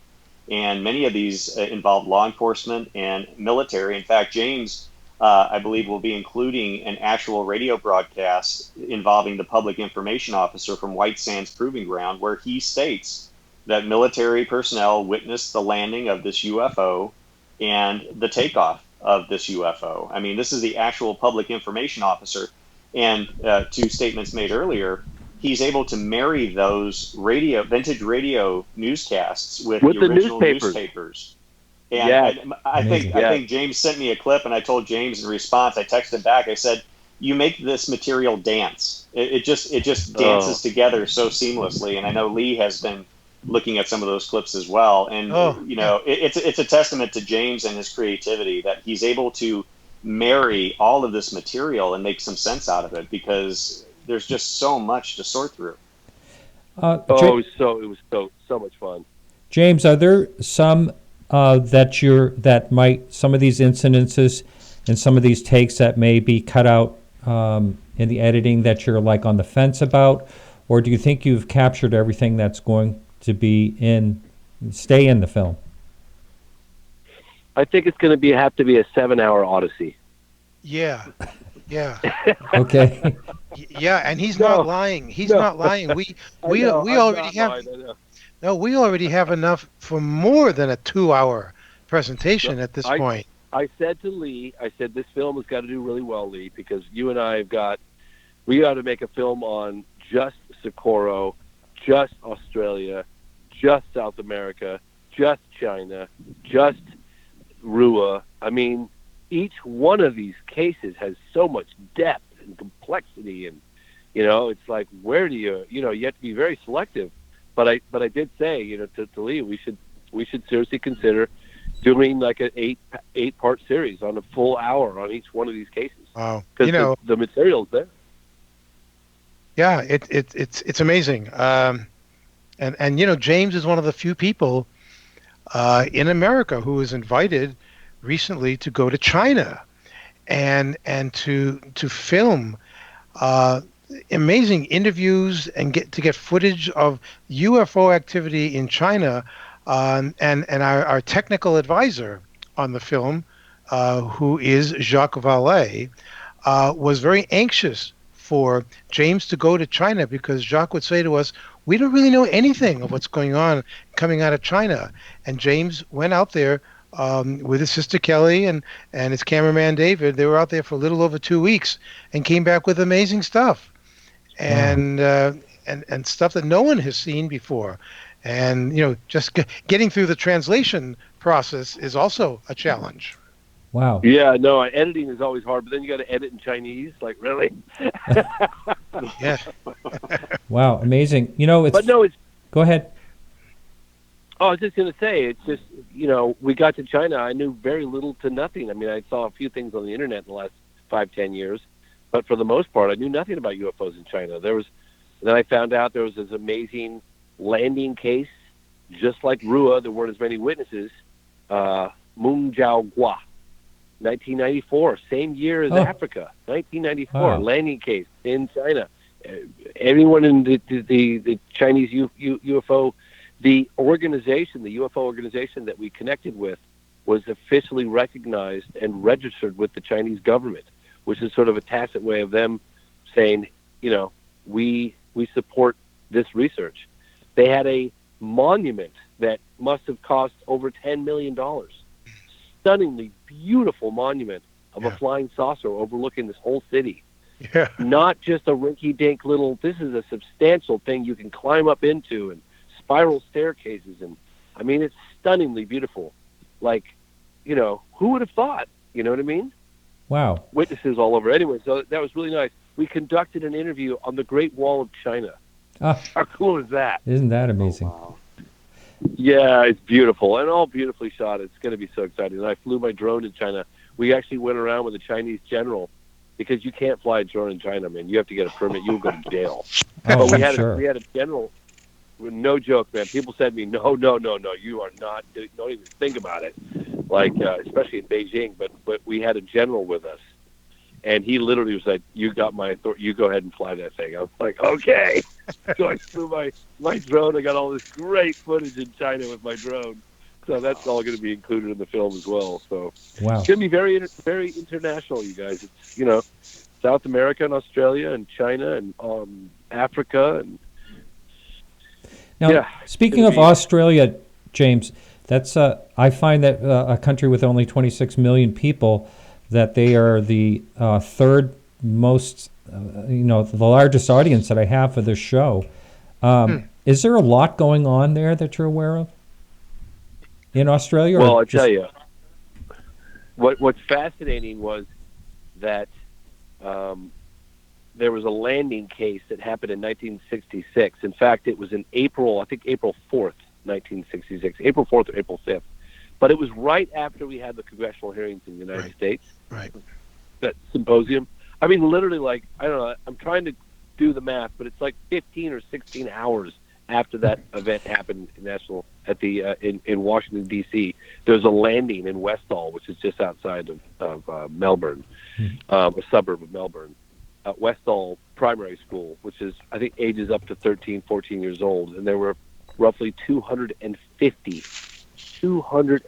school children in broad daylight that watched a flying saucer, and maybe more than one flying saucer, whiz around in the sky above the school and then go down behind some trees and land. Right. And it's like... Yeah, what a case. I'm sorry? I said, what a case that is. Yes.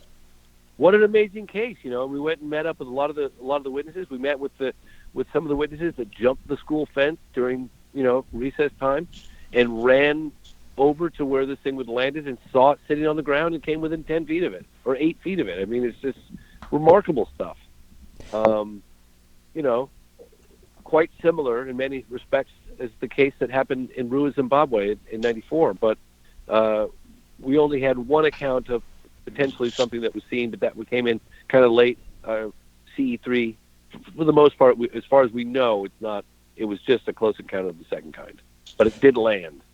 Now, there was a rumor that a teacher had taken some pictures and the camera was confiscated.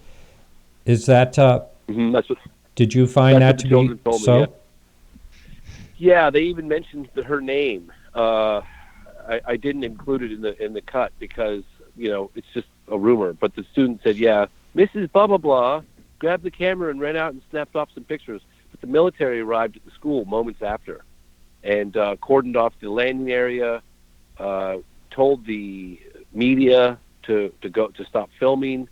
They told the principal to tell all the students not to talk about it as if it never happened. They were all threatened. The teacher, who was a witness, hadn't spoken in 50 years, and we managed to have a meeting with him, and then he went on the record and told us why he didn't talk for the last 50 years. This is incredible. It's incredible stuff.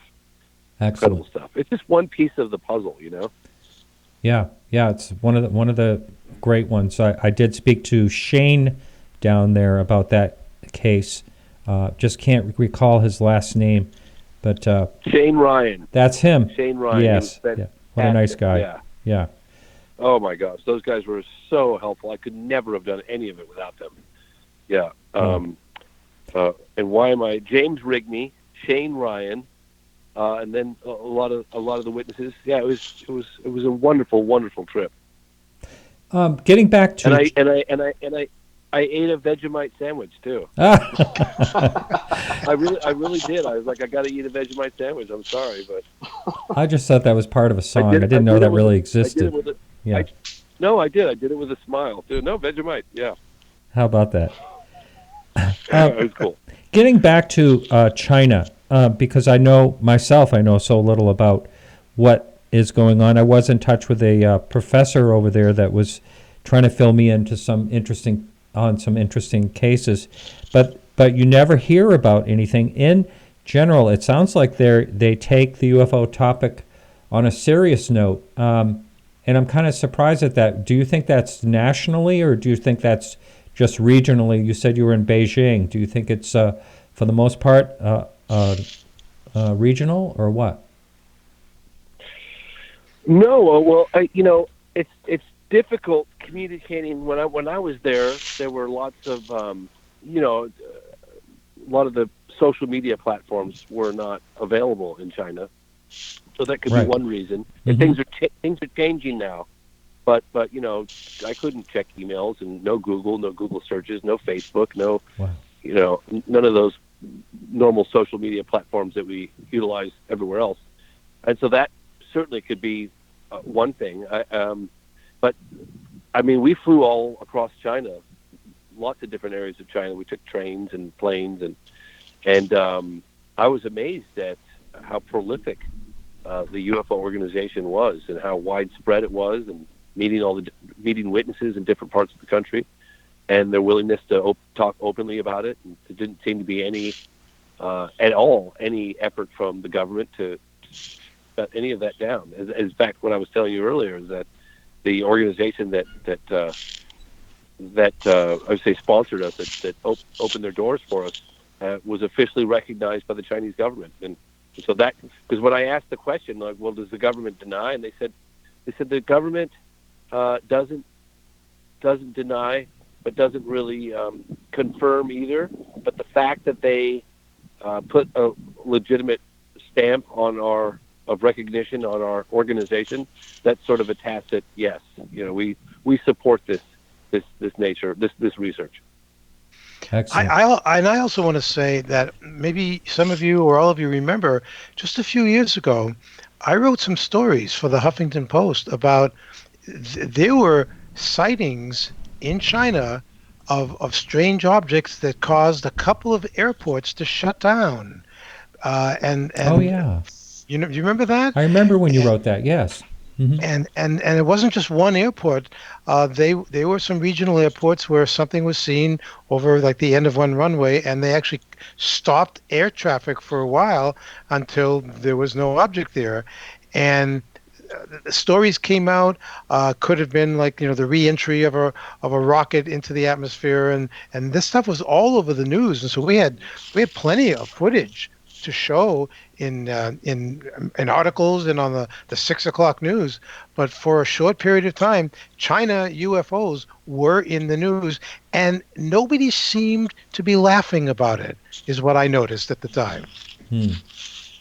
I think we are in an era that there's going to be less laughing at it. At least I hope so. I feel myself, just personally, I feel not so guarded. And I have to attribute that to, you know, what happened with the New York Times article coming out, and of course that roots from, you know, Tom DeLonge. A lot of people, you know, don't want to hear that or don't want to talk about it, but he actually did some groundwork that made that happen. You know, we have to acknowledge that.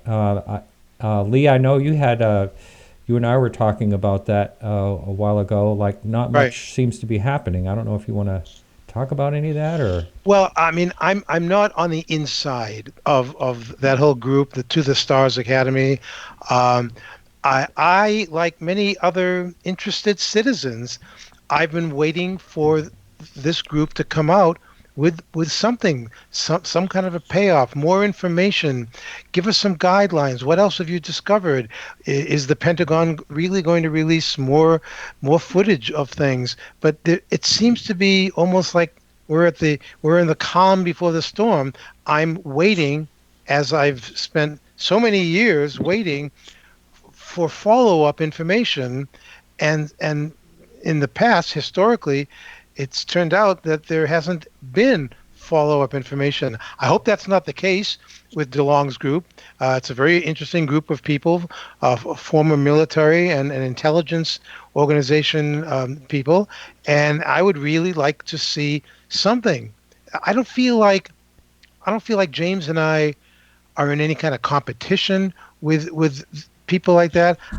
I want all of this information, whatever the information is going to be, to come out, or at least as much of the information that we can handle. And that's another factor in this whole disclosure. How much of the truth, the so-called truth, can the citizens of this planet really handle? And Martin, if I can jump in here real quick, just piggyback some of Lee's statements. Yes, do. There's been a lot of dialogue on the internet with regard to the Pentagon program. Lee and I have talked about this a lot. Yeah. But one of the things I think that gets lost in the discussion, people get mired in the details. Like, well, the F-18, it was at this location, but the audio doesn't correlate with that. Yeah, people get I've heard all bogged that. down. Yep. Yes, and we get bogged down in the details. I'm kind of a big picture kind of guy. That's how I always kind of talk about myself with regard to the UFO subject. I'm looking for patterns in the data. I also like asking certain hard-hitting questions. Let's just put all the details off to the side for a moment. The one question I don't often hear asked by UFO researchers is, why now? We have decades-long denial of this subject. There's nothing to this subject. It's not a threat to national security. The Air Force, Project Blue Book, had their party line, right? There's nothing to this. We're investigating it. We found nothing that indicates technological advancement or technology beyond our state of the art.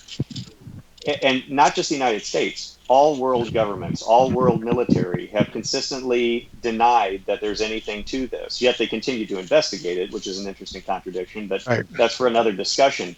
But my question is, with military, with intelligence, with politics, you always have to question the timing. No one was pressuring. Stan Friedman asked that question, actually. Yeah, well, and that doesn't surprise me because, of course, Stan's always asking insightful questions. I love Stan. But, I don't think we ask it enough, though. We get mired in the details. Why are they releasing this now? That is the fundamental, and you can say Tom DeLonge was instrumental in that, but just because he wanted it doesn't mean they had to release it. I mean, they could have sat on this material for decades, and we wouldn't have known about it. So I think we have to ask the fundamental question, to what end, to what agenda does it serve them? Because let's be honest, any military or government, they only do things to serve their best interests typically. Why are they releasing this information now? And I don't have the answer, but I think we need to start asking that question more within these UFO discussions and forums. I think that's an excellent question. Do any of you have a point on that? I was going to say that one possible reason for why now is maybe this is a good point in terms of history where the government, just our government, is kind of testing the waters with its citizens. Let's kind of release a little bit of information and see how the public reacts. Let's see how the media reacts. Will the media continue to drop any UFO stories all the way at the bottom of the 11 o'clock news, after the weather and sports? Well, that whole the whole December Pentagon story was raised a lot higher up than the sports and the weather. And that was an interesting test, I thought, that a lot of media was paying attention. James Fox was one of several really interesting media personalities who went on places like CNBC, CNN. James did a great interview on CNN. And I think James was on that interview when they asked you where you thought some of these things were coming from. And I know you don't like to actually say extraterrestrials, but at one point during the interview, you said, well, sometimes you're only kind of left with this possibility. Yeah, right. He's pointing up for those of you just listening. I'm pointing my finger up. Yeah. Hey, well, guys, this is funny because I remember sitting in a room with a government official, pretty high-level government official, and he was saying, the government should just come out, and they should just do this, and they should do that. I said, well, wait a minute. I said, you are the government. You were the government. So what are you talking about? Who are you talking about? He's like, well, presidents are kind of kept out of the loop, and I guess what I'm referring to is the intelligence agencies. So apparently one of the things I'm learning, I've always sort of suspected this, but the intelligence agencies can decide on what's released and what's not released.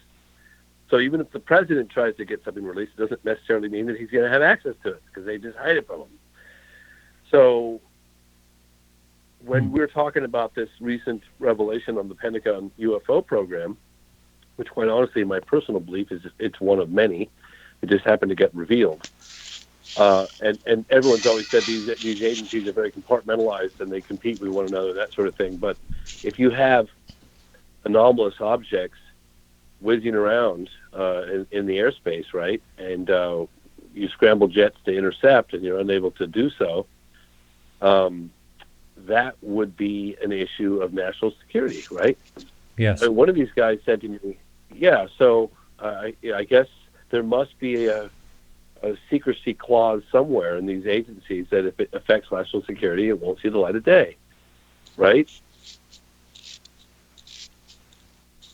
And so I remember talking about some of these video clips from the F-18s, I guess the cockpit cameras they were having when they were chasing these UFOs.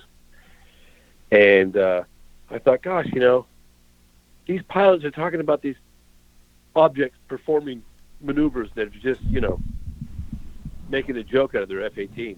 Where are those maneuvers? It's like, well, those were extracted from the release because they exhibit flight characteristics that are beyond, that are an issue of national security. Isn't that kind of funny? It's like, basically demonstrating that there are objects that fly rings around our fastest planes, right? Right. Yeah. So that can't be released. So it's, they seem to be, I don't know. I don't know what agency would have authorized the release of that information that ended up on the front page of the New York Times. Was it the CIA? Was it the DIA? Was it the NSA? Like, who was it? Wow. Yeah. Listen, we only have a few minutes left, and I'm going to ask if you gentlemen don't mind hanging on afterwards, after I close the show, just for a minute, because there's some questions that have come in that I'd like to answer with people, if that's okay, just like a few minutes after, if that's all right. So I'm good with that. I'm good. Sure. Yep. We have like less than 5 minutes left. Someone in the chat room just asked if there was any credible evidence to the Gate C-17, the Chicago O'Hare incident back in 2006. That's what I'm recalling. So I don't know if anyone wants to take that in particular. I don't know all of the exact details of that case, but I have never read or heard any hard-nosed skeptics or debunkers come up with a real logical, workable explanation of what a lot of people saw that day over O'Hare Airport with this saucer-shaped thing. It was like underneath very cloudy sky, and then in front of a lot of people, it just went straight up and it punched a hole through the clouds, and when the object was gone, the hole was still there. I mean, do we have anything that can do that? You guys, it was 2008 January, and I was in Arizona. I was in Arizona, Phoenix, and I was doing some follow-up interviews for what I thought at the time was going to be a re-release of Out of the Blue. Turned out to morph into I Know What I Saw. And I get a phone call from CNN, and they're like, in fact, we had tickets to go to O'Hare Airport and see what we could turn up from that incident, because it just happened in 2006. It was like only 2 years. And I was in touch with a couple of United Airlines personnel, and I was actually talking with them over the phone, and they confirmed for me they all saw it. This thing hovered there for quite some time. Some pilot took a photograph of it. I don't know what happened to that photograph, but that these guys would not come. He said to me, literally, the guy said, if you can guarantee me that I'm not going to lose my job, or that you'll cover my paycheck if I do lose my job, that's the only way I'm going to come forward. Because the United Airlines said unequivocally, you talk about this publicly, you're fired. All right. Well, let's address that real quickly. So, how long does someone stay in the airline, field? They could drop out. Why can't they talk about it? If they're a waiter now, or if they're cutting hair or something. They could. Oh no, I'm sure they could. It's just a matter of following up, with these people. Look, I tracked down. I'll never forget this. I actually learned a little Japanese. I tracked down Kenju Terachi. Excuse me if I'm not pronouncing his name correctly. He was the pilot in 1986 with the FAA stuff with John Callahan. Right. John Callahan said to me, "I'll only come to your National Press Club." Yeah, JAL, exactly. Thank you. And I'll only come to your National Press Club event if you can get the pilot to come and testify as well. Well, that was like 1986. This was 2008. 2007. I thought, well, gosh, that's a long enough time where he'll kind of come forward. So I hire a private investigator. I get his phone number. Long story short, get his phone number. I learn a little Japanese, so I can introduce myself. I get his wife on the phone, and I introduce myself in Japanese. I had it all written down, and she said, "He no talk about an incident." Click, and hung the phone up. Oh, and my goodness. Oh, my God. I'm like, no. I just paid. Well, at least you learned some Japanese. To find you. Yeah. Wow. Interesting. I think we're really close to the end of the show, just to let you know. It's time to wrap, so if you'd hang on, everyone, just hang in. But I want to say goodbye to our KGRA audience, if you would. Thanks so much for being on the show. Well, thank you. Thank you. Thank you. All right. So I'm just going to close out real quickly here. All right. So that's it for the show and for KGRA. I want to thank you all for listening over there. And next week we'll be back with we're going to be back with Dr. Bob Gross. It should be a great show. He's a very interesting guy. And it's been a great time. I really have loved the show so far. It's been wonderful, and I guess so far it's the end. So we are closing now on KGRA, and thanks again. And we'll be back next week. Remember to keep your eyes to the sky. All right, gang, we're clear. Good All right. job. Really good job, guys. All right, hang in, everyone. Okay. Standing by. All right, Martin. Don't- Thank you. I'm all going to right. move on to go get Grant Cameron on the air. You guys Yeah, you have bet. a wonderful Take care. night. David, Yeah. Lee, James, thank y'all so much. Take Thank care, you, Ray. Race. Thank All right, you so much. we're still live on YouTube, everyone. Sorry about that clip playing. I couldn't stop the show producer. So I just wanted to know real quickly if anyone, if you guys are up for taking a call. I mean, we're still live on YouTube. If you'd like to take a call, let me know. Is that something you'd be willing to do? Sure. Yeah. Why not? Okay. So anyone can call in right now if you have a question for any of our guests. You can call in, and that number is 603-967-4030. We have to adjust the screens here with Race dropping out, so we can't get you up on video right now. But I feel like I could talk like another 3 hours, and I know you, especially James, you are really pressed to move on. But is there anything else you can tell us, James, any other particular story that's included in this movie that you just learned more new information that you never knew about and was kind of blown away by it? Is there anything that comes to mind? James, are you still there? I think. Oh, did we? I think we lose might have James? lost James. Oh, no. All right. Well, how about that? I'll address you. Tell James, please do thank him. So Lee, I'll toss that over to you. Wow. There have been, yes, to answer your question, yes. There have been a number of instances where in the course of doing an interview with someone very prominent, where James and I would approach the interview with specific questions that we came prepared to ask. And because we kind of knew that there were certain areas, because in doing a pre-interview, it's always a good idea to talk to someone ahead of time and say, are there specific things that you would rather not talk about, so that there are no surprises, so that the person doesn't feel put off and get nervous. And so I don't like to give away the questions that I'm going to ask, but I at least want the person to always feel comfortable throughout the interview. Yeah. And there were a couple of interviews where neither James or I had to ask a question that could have been considered very controversial because the subject of the interview brought it up themselves. Isn't that great? Wow. It was like, what did you just say? What? And in fact, one of the people, and I won't say who it is yet, but this person we were interviewing, and he at first when we first approached him, he didn't want anything to do with being interviewed on camera at all. Until he finally, after a very delicate prodding, agreed to talk about certain things. And James and I were blown away, where we sat with this individual for just under 3 hours for the interview. Wow.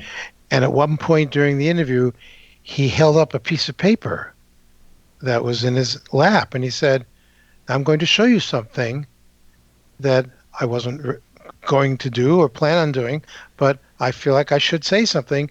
This is what could be called a smoking gun. Mm.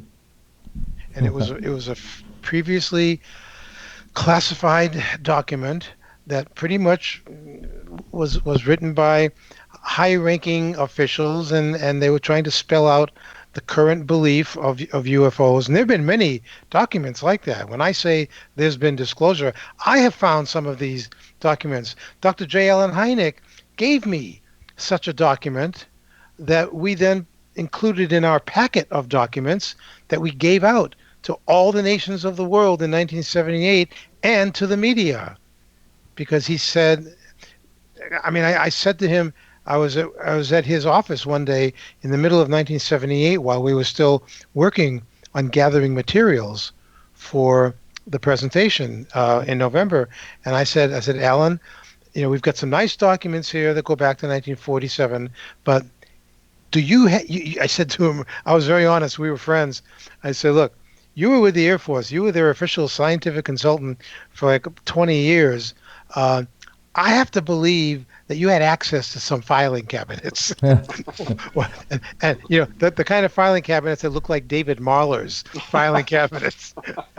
Oh, by the way, David, Lee told me to tell you that you know nothing about antiques. You didn't even know nothing about UFOs. It's funny I've said that. Nothing about UFOs. As a matter of fact, you didn't even know what the acronym stood for. So, and if you want to keep it straight, Martin, I told David that you know nothing about antiques. That's so let's right. keep that straight. Yeah, that's perfect. Well, the funny thing is, a slip up, Martin, on that is that I also have a lot of antiques in my house. So when you started to say that, I'm like, how did Lee even know I had antiques? That's right. Oh, that's funny. I can't believe I slipped that up like that too. That's okay. Okay. Yeah. Someone wanted to know what, and we're going to take just a couple more minutes here. So if anyone wants to call in, they're welcome to call in. The number's up on the screen on YouTube. But Bambi wanted to know, what effect has Hollywood had on the disclosure project? In other words, since the article has come out. I guess that's what she means, on the New York Times. I haven't seen anything really change that much. Or maybe she's wording it, has that made any... I think maybe she's asking, has Hollywood helped as far as people looking into the subject more? I think that's maybe what she's talking about. I don't know if either one of you are we talking Hollywood as in motion pictures or yes, the media? Like Steven Spielberg's work and things like that. Close Encounters of the Third Kind. I think that even before Close Encounters, you take a picture like the original, The Day the Earth Stood Still, which was a totally Cold War era picture of a real flying saucer being tracked by radar all around the world, and then it ends up in Washington and landing right there on the lawn in front of the Washington Monument, and this humanoid walks out with his robot companion, and he only wants to talk to, the heads of every country, and he goes through the whole movie up against the political resistance of anybody wanting to talk to him, and so nobody can arrange the meeting that he wants, and he ends up going to the home of this famous top scientist of the day, and he says, nobody at the heads of your governments wants to hear what I have to say. Do I have to do anything dramatic to this planet to get you to listen to me? And he said, well, the scientist said, well, what do you mean by dramatic? He said, my robot back there standing next to the saucer, he has the power to turn this world of yours into a burned out cinder. And the scientist says, such power exists? And Klaatu says, trust me, such power exists. And so the scientist said, well, I could arrange a meeting where all the top scientists of the world to come together, if that would be possible. We wouldn't want you to hurt any people, you know. And he said, can you guarantee that? And Klaatu says, well, it's an interesting problem. Would Friday at 12:30 be good for you? You know. Hey, we have someone that just called in. I think can you hear me, caller? Yeah, hello. I know you tried to call. I tried to answer your call several times. I'm not sure what happened, but what's your first name? I kept getting busy. I see. What's your first name and where are you calling from? Jim, British Columbia. Hey, Jim. Welcome to the show. You have a question for Hi. Dave or Lee? Pardon me? Do you have a question for our guests? Well, I have something to add, if I may. Monica told me to phone in here, just on the YouTube live chat. Oh, yes. What I have to say is that I'm a real science guy. I have a degree in engineering. I've been studying science all my life. I've done science for a living, okay? And I give talks to interpret science to the public and all this sort of thing. And what I have to say about science is that we don't know very much at all. We humans, we really don't know very much. And I've had paranormal experiences myself. I had one sighting of UFOs. I've had a number of other paranormal experiences that are beyond science, far outside of what I know science to be. Okay? Mm-hmm. Yeah. Mm-hmm. Yeah, that's all. Just the science point of view is that we really don't know much. Our science is very small, very, very small. Well, and when you look back historically at you know, like who discovered gravity, who discovered lightning, you know, who discovered, you know, all the great discoveries of science, of flight, happened during times of history when there's no way that these people would have survived being stoned by the population, because they were talking heresy. You can't talk to us about things like that. No, we cannot have machines that fly in the air. And yet, historically, humans have been recording many instances of things flying in the air that are machines. So you can't have it both ways. Yeah, I agree. Yeah, there's no reason why we couldn't tame gravity someday. Our top physicists now are trying to figure out what is gravity. They don't know. My favorite theoretical physicist right now is working on what is time. We don't know what time is. Yeah. Okay. It just seems to be a forward ratchet as far as we know. It ratchets forward and never goes back. Yeah, like, you know, like when you break your leg, you wish you could take that last second back. You know, one of my interviews that I did in the 1970s and into the 80s with former astronaut Gordon Cooper, and I did an interview of the month for Omni magazine back then, and we were discussing his interest in UFOs, his experience with UFOs, and I said, is there anything going on in science that you and I haven't talked about that you think would be of interest to me or to my readers? Excuse me. And he said, well, I have some scientific friends who are right now, and again, this was 1980, who are right now working on a possible working model of a time machine. And I went, oh, you just got my attention, Gordon. What? Oh, A time machine? And what exactly? We talking George Pal, H.G. Wells, sit in a chair and go into the future? I mean, what are you talking about? He said, well, yeah, they think that theoretically, because we don't know that much about time and how it works, time and space. And so they believe that there is a thing called, and I never forgot this, called orthogonal rotation. Something about how if a thing can somehow rotate in a certain way at a certain velocity, that it can slip the bounds and go one way or the other. So I said to him, do they have a working model yet, your scientific friends? He said, no, but they feel like they're getting closer. I said, okay.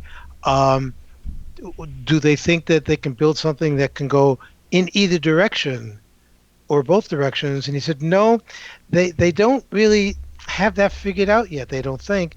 They say that if somebody would be able to travel through time, they may only be able to go to the past or to the future.